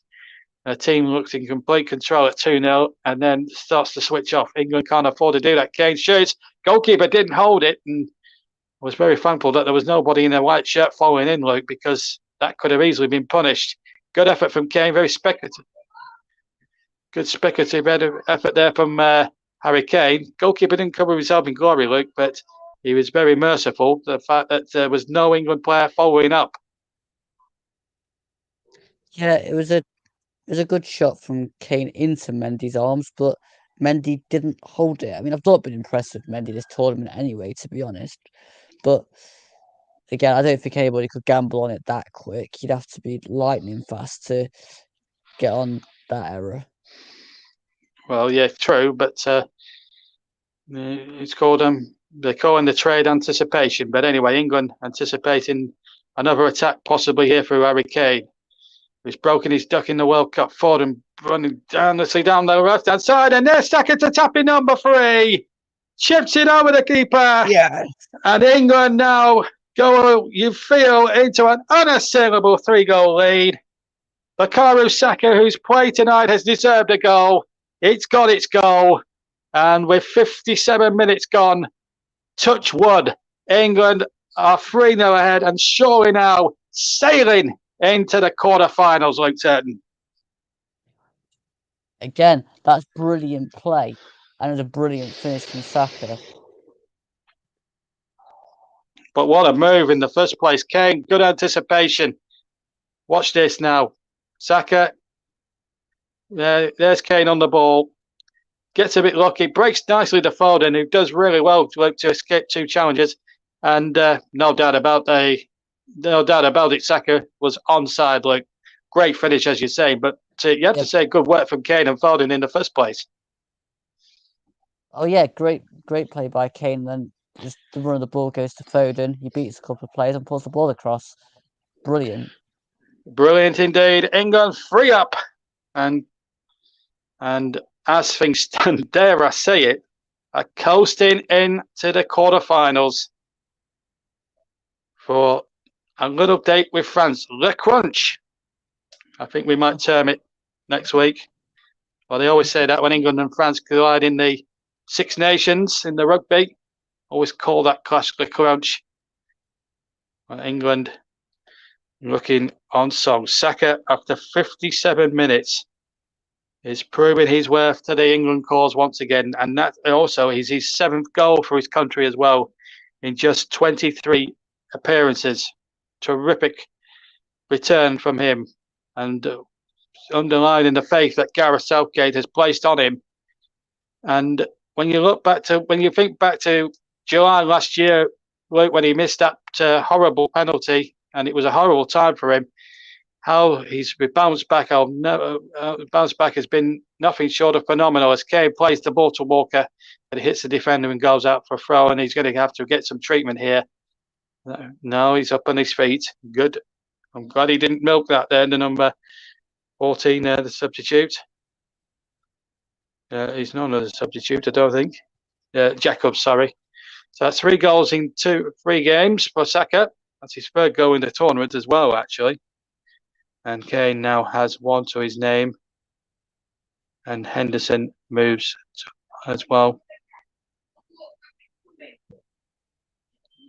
So 3-0, but you have to say the mental strength for Saka to come back from that setback in the Euro final a year and a half ago and to get into a position where he's took to the World Cup like a duck to water has got to be commended, Luke. Yeah, it took immense strength, and I mean, he was extremely young when he took that penalty. I think there's a bit of a question mark over whether he should have took the penalty in the first place. But to bounce back like he did has been absolutely brilliant.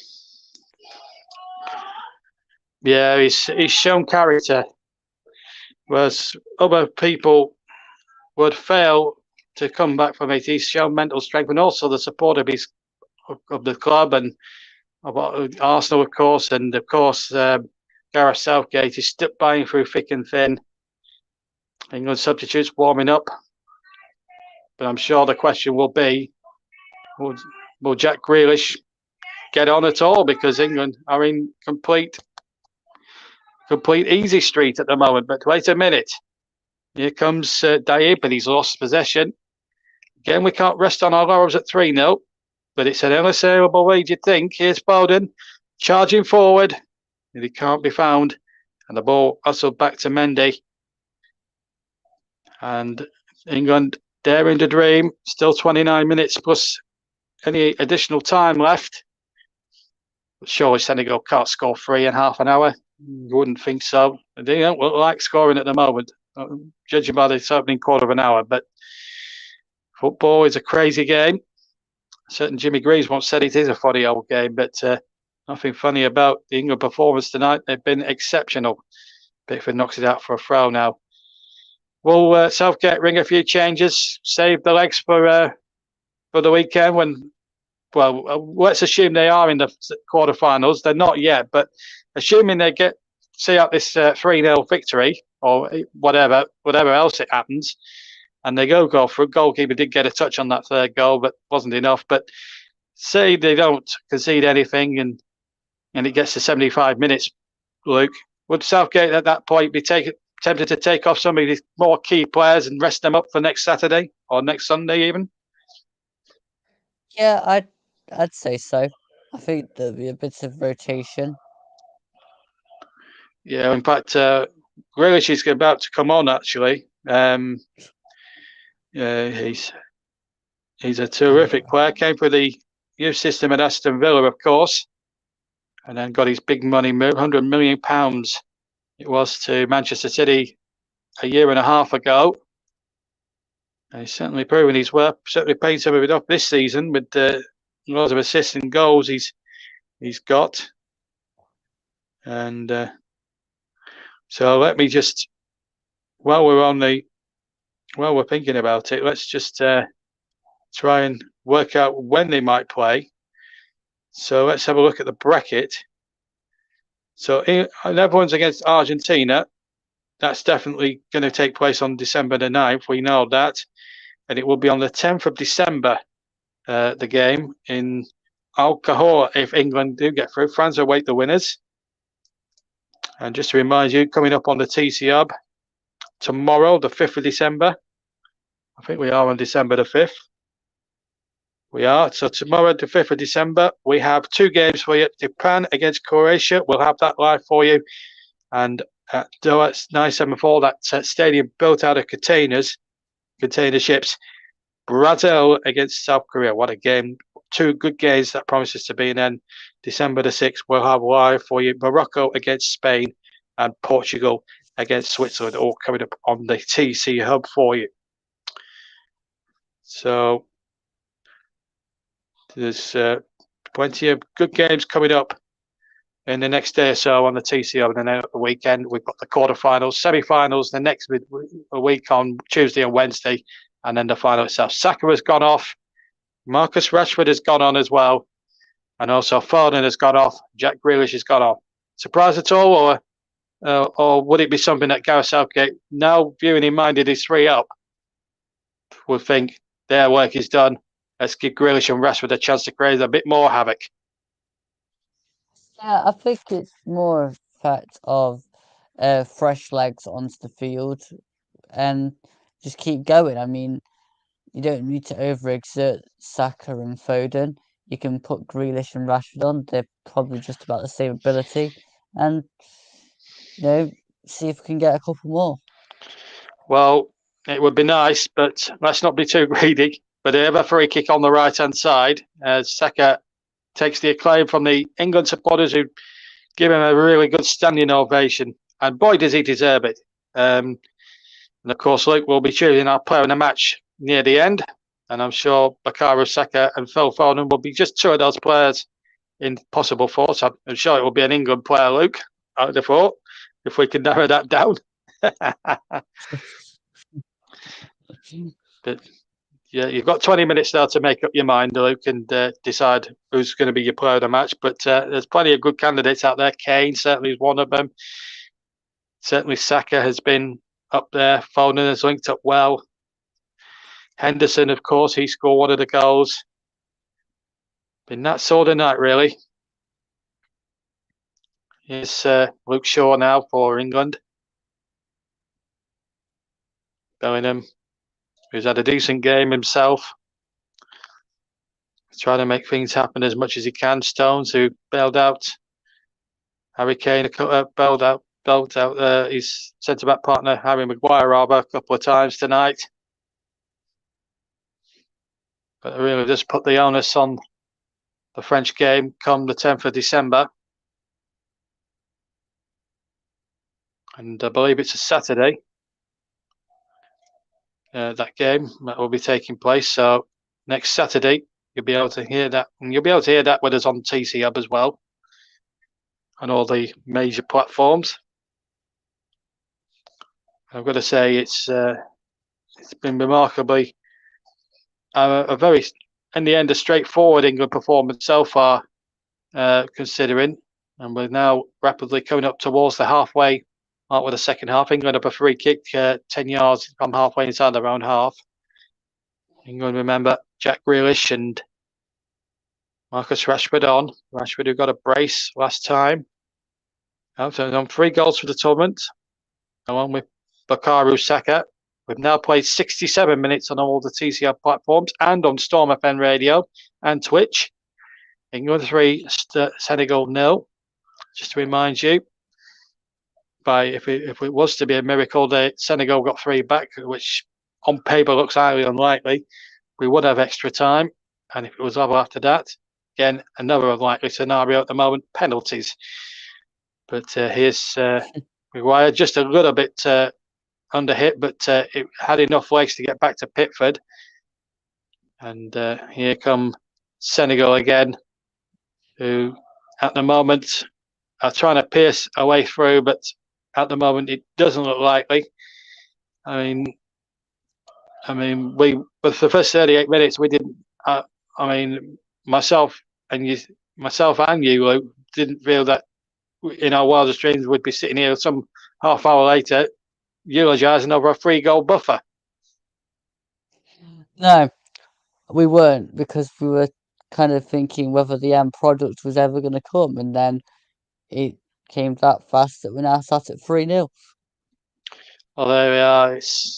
But England showing their quality, and they'll have to show a lot more savviness when if they do get through and play the French on at the weekend.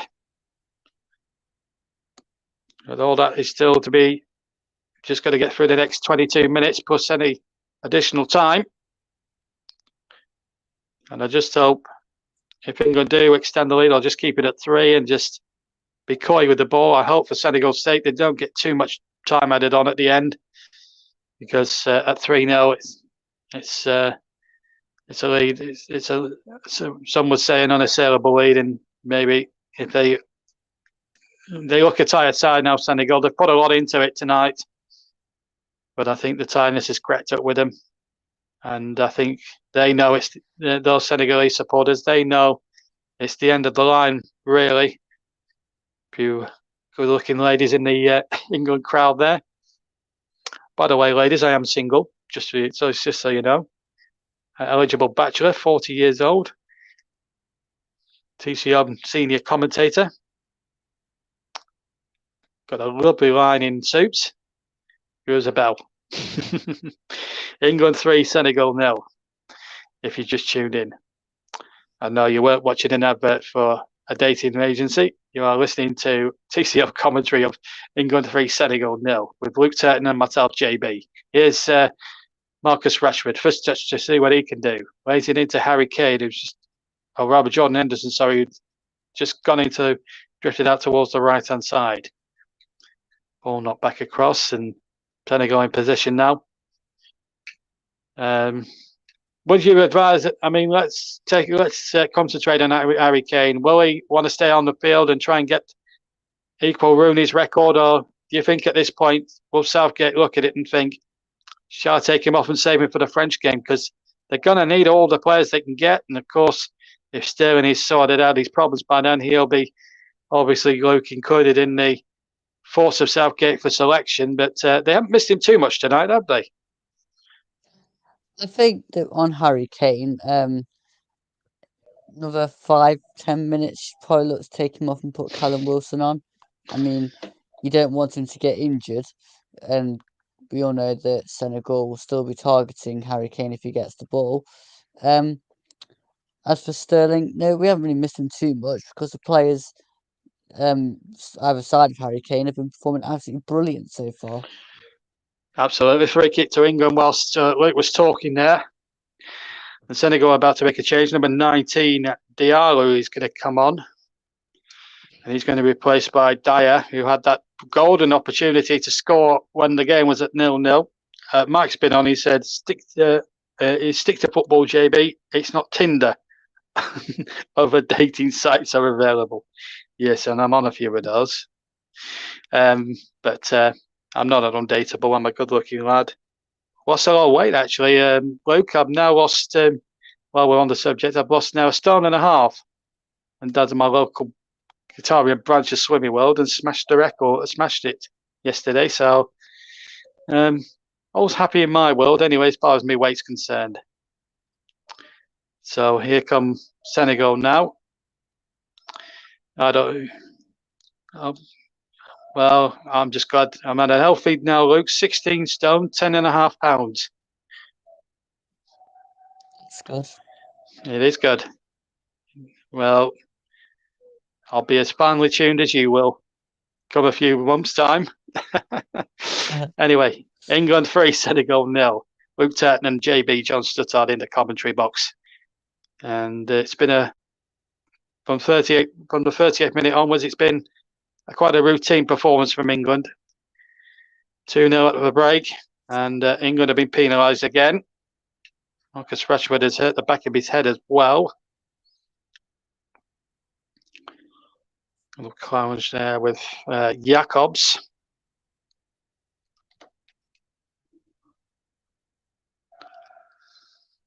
And the Three Lions are certainly striking gold. But they've got a free kick to defend here. 3-0 up though. If you are hiding behind the sofa, it is safe at the moment to come out, for the moment anyway.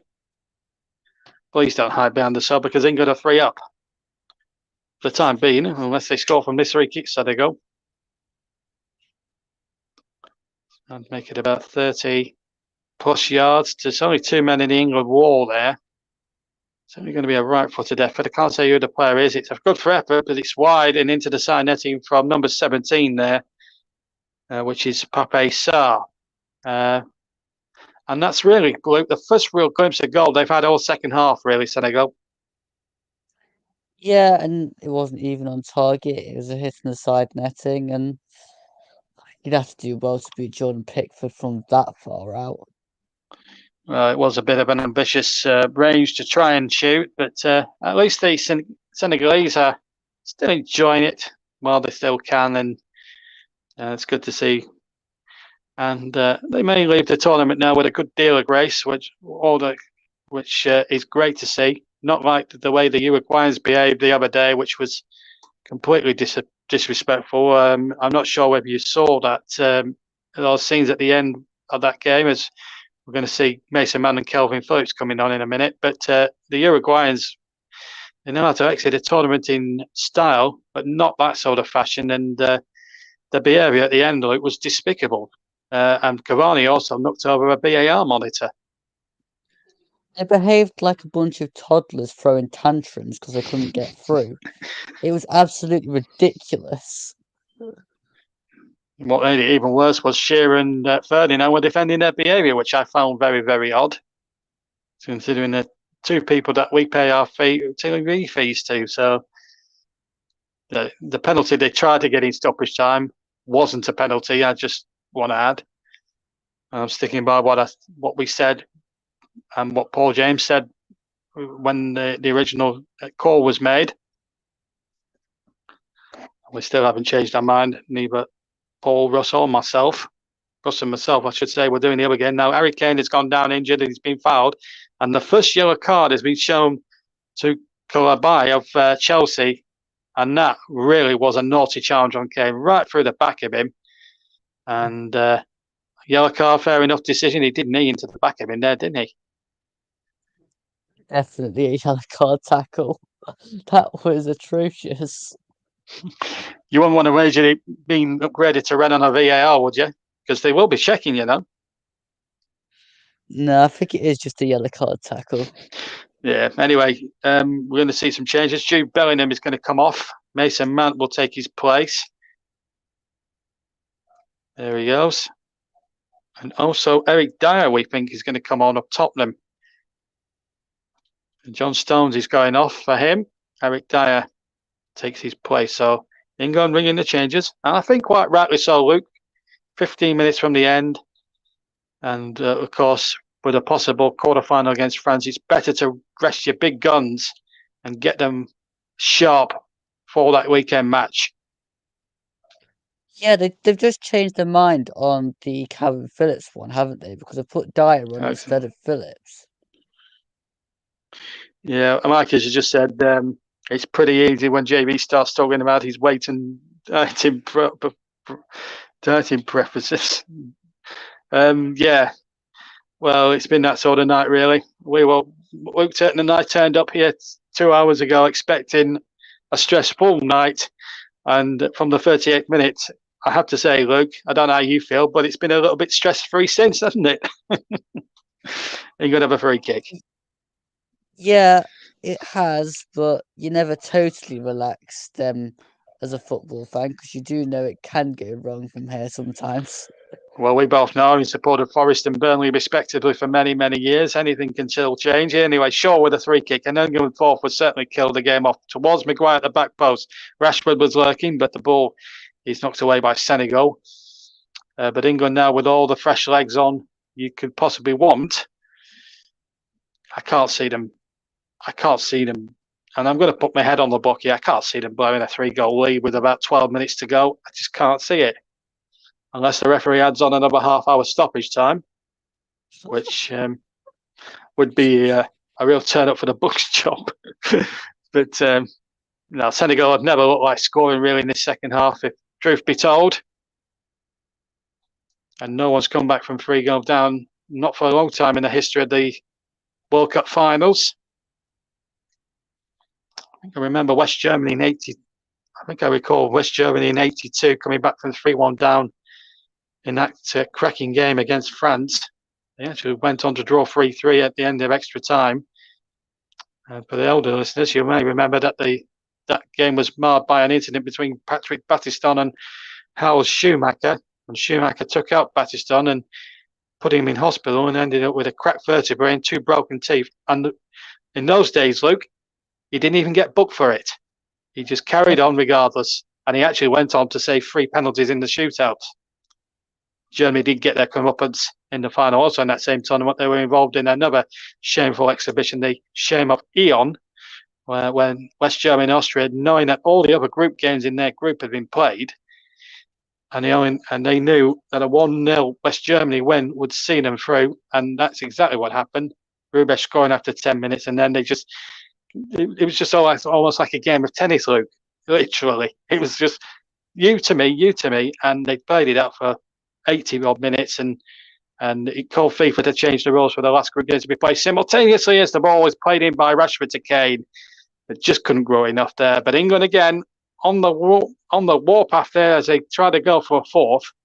Here's Declan Rice now for England, and here's Luke Shaw, he's had another tremendous game. 10 minutes, 10 and a half minutes to go, plus any injury or stoppage time.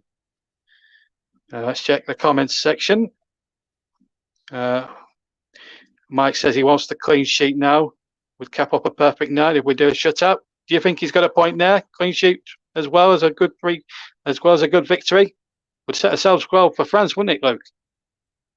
Absolutely. I think you'll want the clean sheet now as well. Well, they've not conceded in 2 games. They did concede 2 against Iran. One was a dodgy penalty, I must say. I didn't think it was a penalty, but other people have sort of begged to differ with me on it. Mind you, when I make opinions, I never expect anything less than 50% agreement on anything. So that's just the way it is. If I see it, I say it. And the same applies to our co-coms and Nicholas Jones, who's done a terrific job so far in this tournament. One of the stars of our show. As another star there, Bamba. As Dieng Bamba, to give him his full name, has signed him to the ground. This was the chance, poor chance for Luke, and it called you Paul then. That was the chance there for Harry Kane. Not far away from getting there, was he? No, it was inches away, and that was close. I must admit, Luke, I've been dying not to say Paul James for about 81 minutes now, because I Paul on the brain. I actually called Russ that the other day, because I've been throwing to Paul James a lot. Calvin Phillips is on, incidentally, for Jordan Henderson, but I've been desperate not to call you Paul James all night, and I nearly did. So I apologise if it did slip out. Because I threw to him so many times the other day. I've just had his name on the brain. Okay. Oh dear me. Yeah. Paul James is also one of my very loyal co-commentators, along with Luke and CW and of course CW being Chris Whiteman, of course, who is always a pleasure to do co-coms with. I remember Luke, we did a commentary at Gateshead, and we looked at the Gateshead sponsor, and funny story this, we said something in the like, shall we call them up after the game or something? Because the Gateshead was sponsored by the local cab company. Okay. The things we get up to here at the TC Hub. Anyway, England 3, Senegal 0. And the reason why we're talking this sort of tosh is because nothing really is happening. England are in complete control of the game. Senegal don't look as if they're trying to get the ball forward with any great urgency. I think they've given up and decided that their World Cup is coming to an end.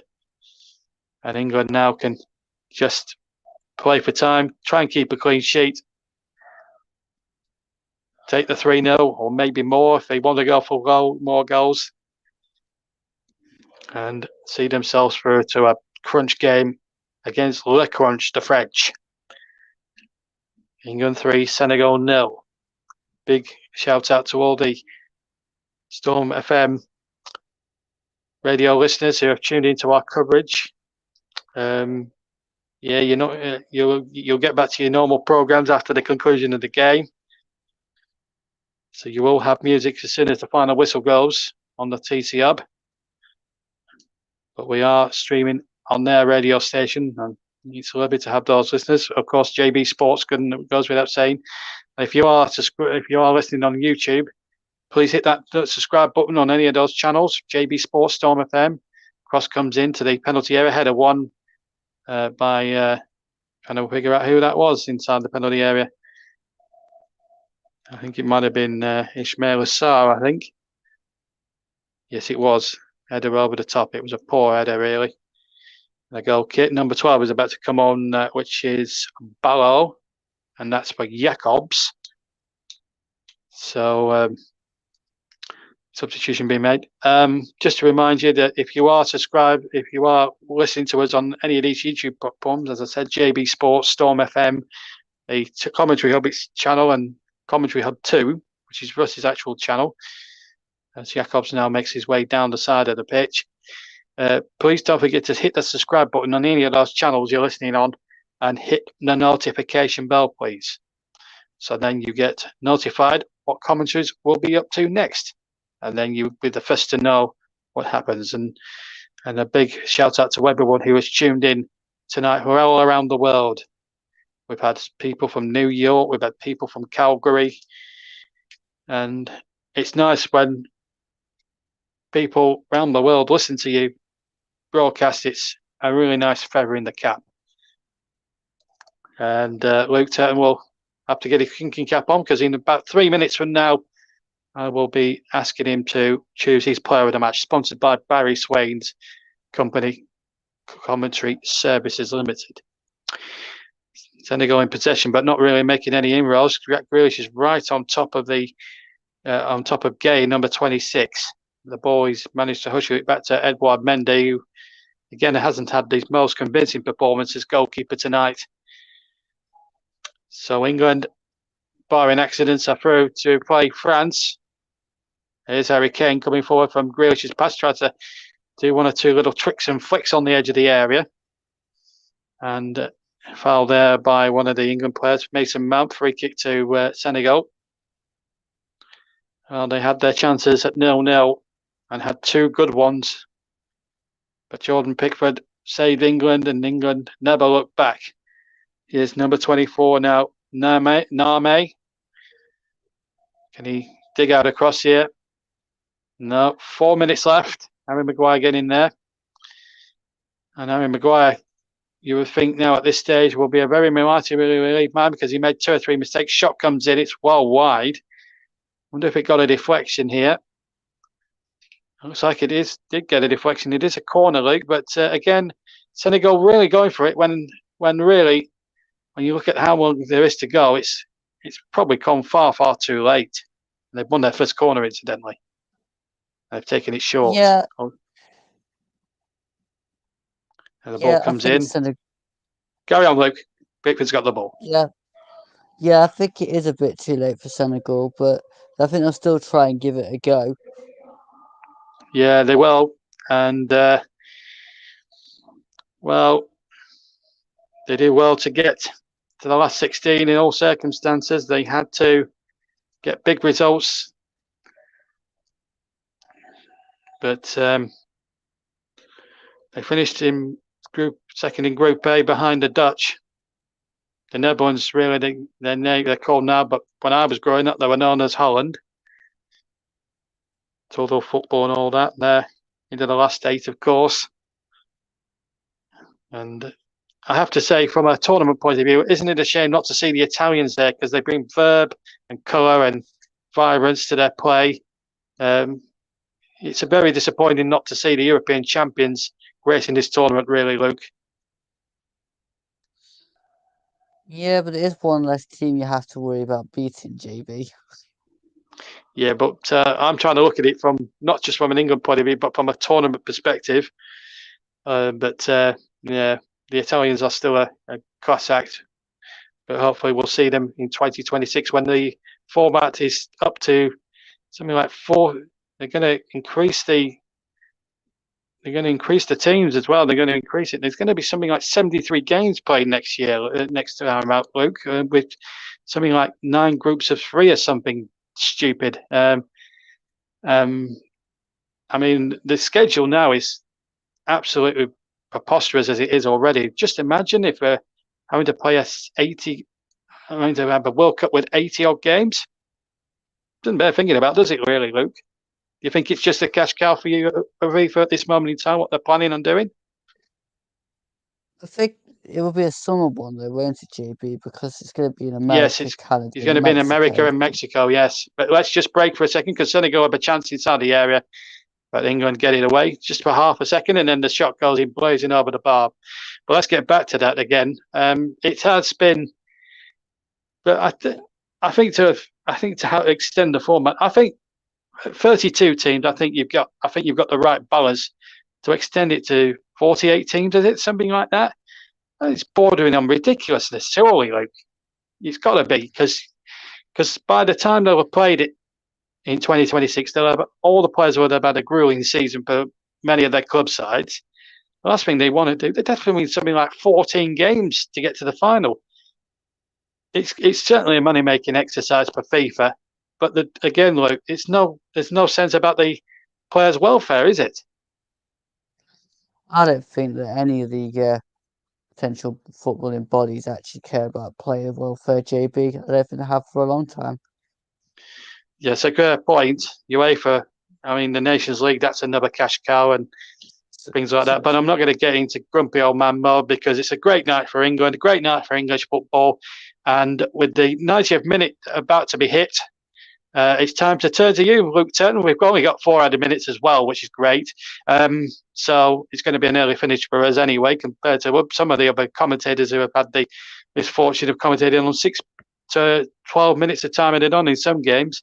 Let's just break off for a second. We will get your player of the match in a second. Here's Luke Shaw now. Can England finish with a real flourish? Chip ball towards the back post. And is that in? No, it's side netting from Marcus Rashford. Goal kick to Senegal. So, Luke Turton, I'm going to turn to you now. Who is your player of the match sponsored by Commentary Services? Who are you gone for, mate? I've gone for Harry Kane. Yes, and why do you feel that Harry Kane deserves the player of the match? Well, his all-round ball play and link-up play has been brilliant, and then he's also scored tonight as well. So that's my reasoning. Yes, and he's also played the full 90. Looks as if as well. The England captain, our player of the match, and I think a fair comment there from Luke Turton. I think I will give special mentions to Bukayo Saka and Phil Foden and Jordan Henderson, amongst others as well. I'm sure they were in your mind of thinking as well, Luke. But the England captain has led by example. But of course, England's captain always leads by example when it comes to the big occasion. And no exception tonight. Yellow card, is it going to be for Declan Rice? No, he's got his vanishing spray out. It is a definite Senegal free kick. Bit of a high foot there from Rice, but took out Bamba, but no yellow card. I think you're going to say something in the lines of you've seen them given. Yes, and I was also going to say that Declan Rice was also very close up in my thinking for player of the match as well. By the way, yes, he had a super game as well. And Paul says he misses the Azure at the World Cup, but anyway, we'll get back to some of those comments towards the end. We've got 2 of the 4 minutes. It's a free kick to Senegal. About 25 yards out. There's 4 in the wall, plus Grealish on the deck behind that 4-man wall. Rashford just on the outside of that wall. Not really technically a 5th man. Can Senegal at least end up with some consolation? Shot comes in, it's into the wall from Pieng. It's a poor free kick, really. And it's out for a throw. So let's just check these comments. Paul says we do miss the Azure at the World Cup. I believe we do. Mike says about the extended World Cup, it will go on for 2 months. Bellingham as well. He was brilliant. And Mike also says he doesn't argue with your choice of Kane, with Harry Kane. Very good choice. And Rice was very good too. So that's all the comments caught up with. Senegal have a corner. And we've got about a minute of the 4 to play. And it comes now from Pape Sarr. It comes away, and it's been so easy for England now as Rashford almost intercepts a loose ball. 10 yards from halfway, but it's still inside the England half. But Senegal now going through the motions. Luke, final thoughts really on what's been a super night for England and for English football? Yeah, it's been a great performance for England. They in the end defended quite well and attacked and basically finished the main chances. It's been very decent for England tonight. Yeah, absolutely. But they have considered a cheap corner now. Funny that, commentators curse and all that. Anyway, corner kick, and it's going to be Pape Sarr to take. Last chance now, and Maguire gets ahead on it, gets it half away. Thanks to Martin. Thank you very much. I'm glad you enjoyed the commentary all the way in Calgary. Very nice to have you with us. Don't forget to tune in tomorrow. Senegal have a throw. We'll play 10 seconds over the 4. It's all over. England are there. England are there. Terrific performance. First 38 minutes was a little bit dodgy when Senegal had 2 great chances. But as soon as Henderson swept in the first after 38 minutes, There was no looking back for England. Harry Kane added a second with the last kick of the first half, and Bukayo Saka made it absolute. 33 minutes from the end. He scored after 57 minutes as they posed for photographs, which you'll see on your papers tomorrow. Harry Kane, our player of the match, and I think no one would argue with that choice of blue curtains for absolutely certain. England have gone through in a knockout round and have won it in the most convincing of manners, and now they'll go through to play France on the 10th of December. It's been a great performance. Pickford, that one save from Dyer at 0-0 was pinnacle, was the foundations to a superb England victory. Senegal go out with a bit of a whimper. England go through with style. It's finished here at the El Bayt Stadium. England 3, Senegal 0. Nicholas Jones. Thanks, JB. Well, that was very convincing by England, but you have to say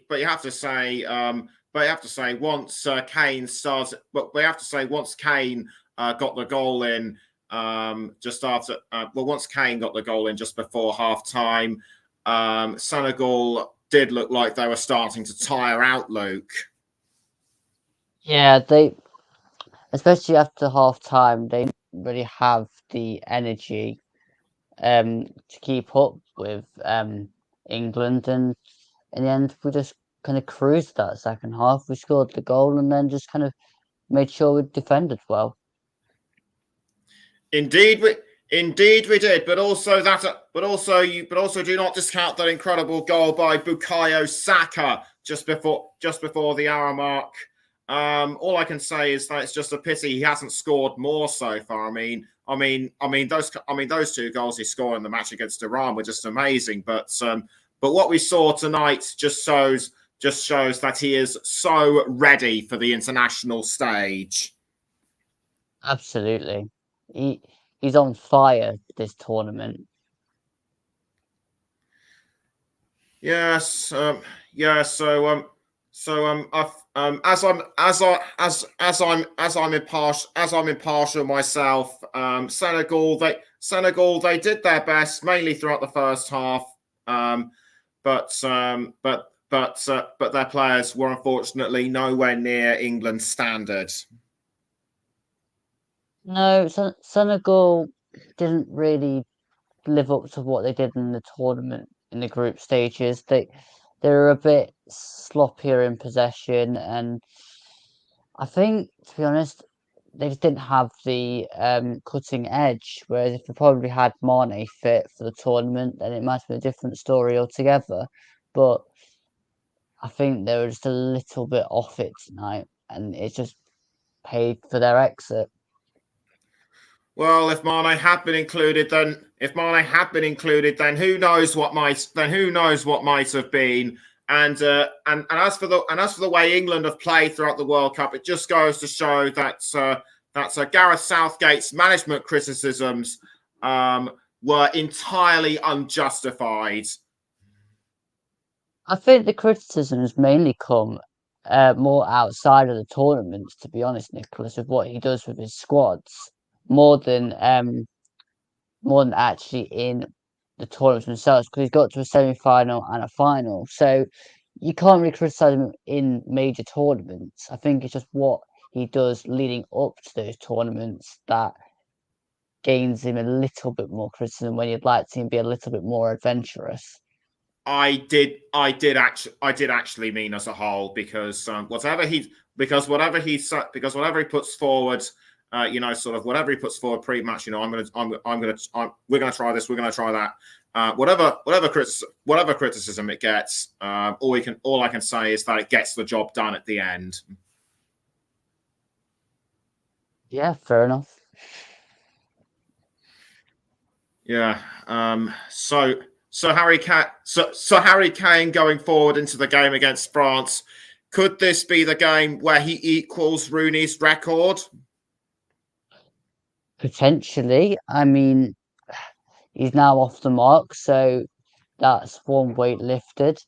And I mean, it's not going to be as easy against the French, But again, we'll have to see kind of how the game pans out, because you never know what performance we're going to come out with. Sorry about that. Just accidentally hit the volume control on my TV. So, but anyway, that just about wraps up our coverage on the commentary hub. My thanks to Luke and JB for that. My thanks to Luke and JB for their commentary. Don't forget, coming up tomorrow on the commentary hub and all our other channels for the World Cup, it's Japan against Croatia with Russ Vernon and Mike Harneman on commentary duties. Nicholas, Russ wants to add something for you. Sorry to interrupt. And that's okay, JB. But we've just got that's okay, JB. But we've got Russ Vernon coming in right now. So good evening, Russ. You say you want to add something?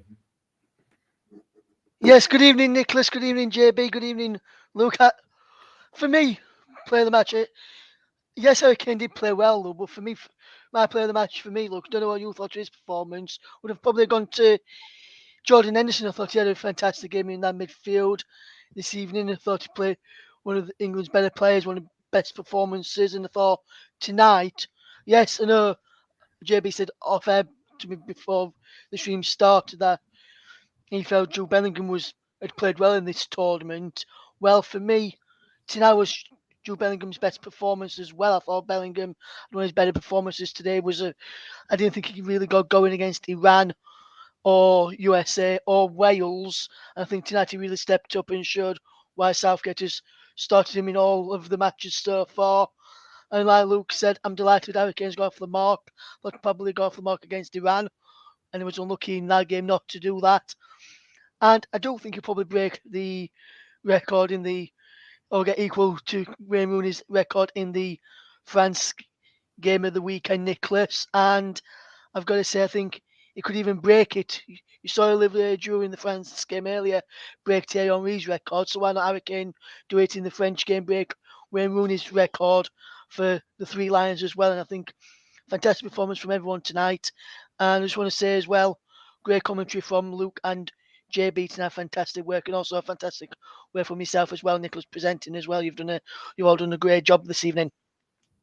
Thank you to Russ for his last minute's opinions and contribution, and that just about wraps it up on the commentary hub. So this was a clash of the Lions, but the Three Lions have beaten the Lions of Teranga to the post in this duel just outside the deserts, and for England they just keep roaring on. Good night.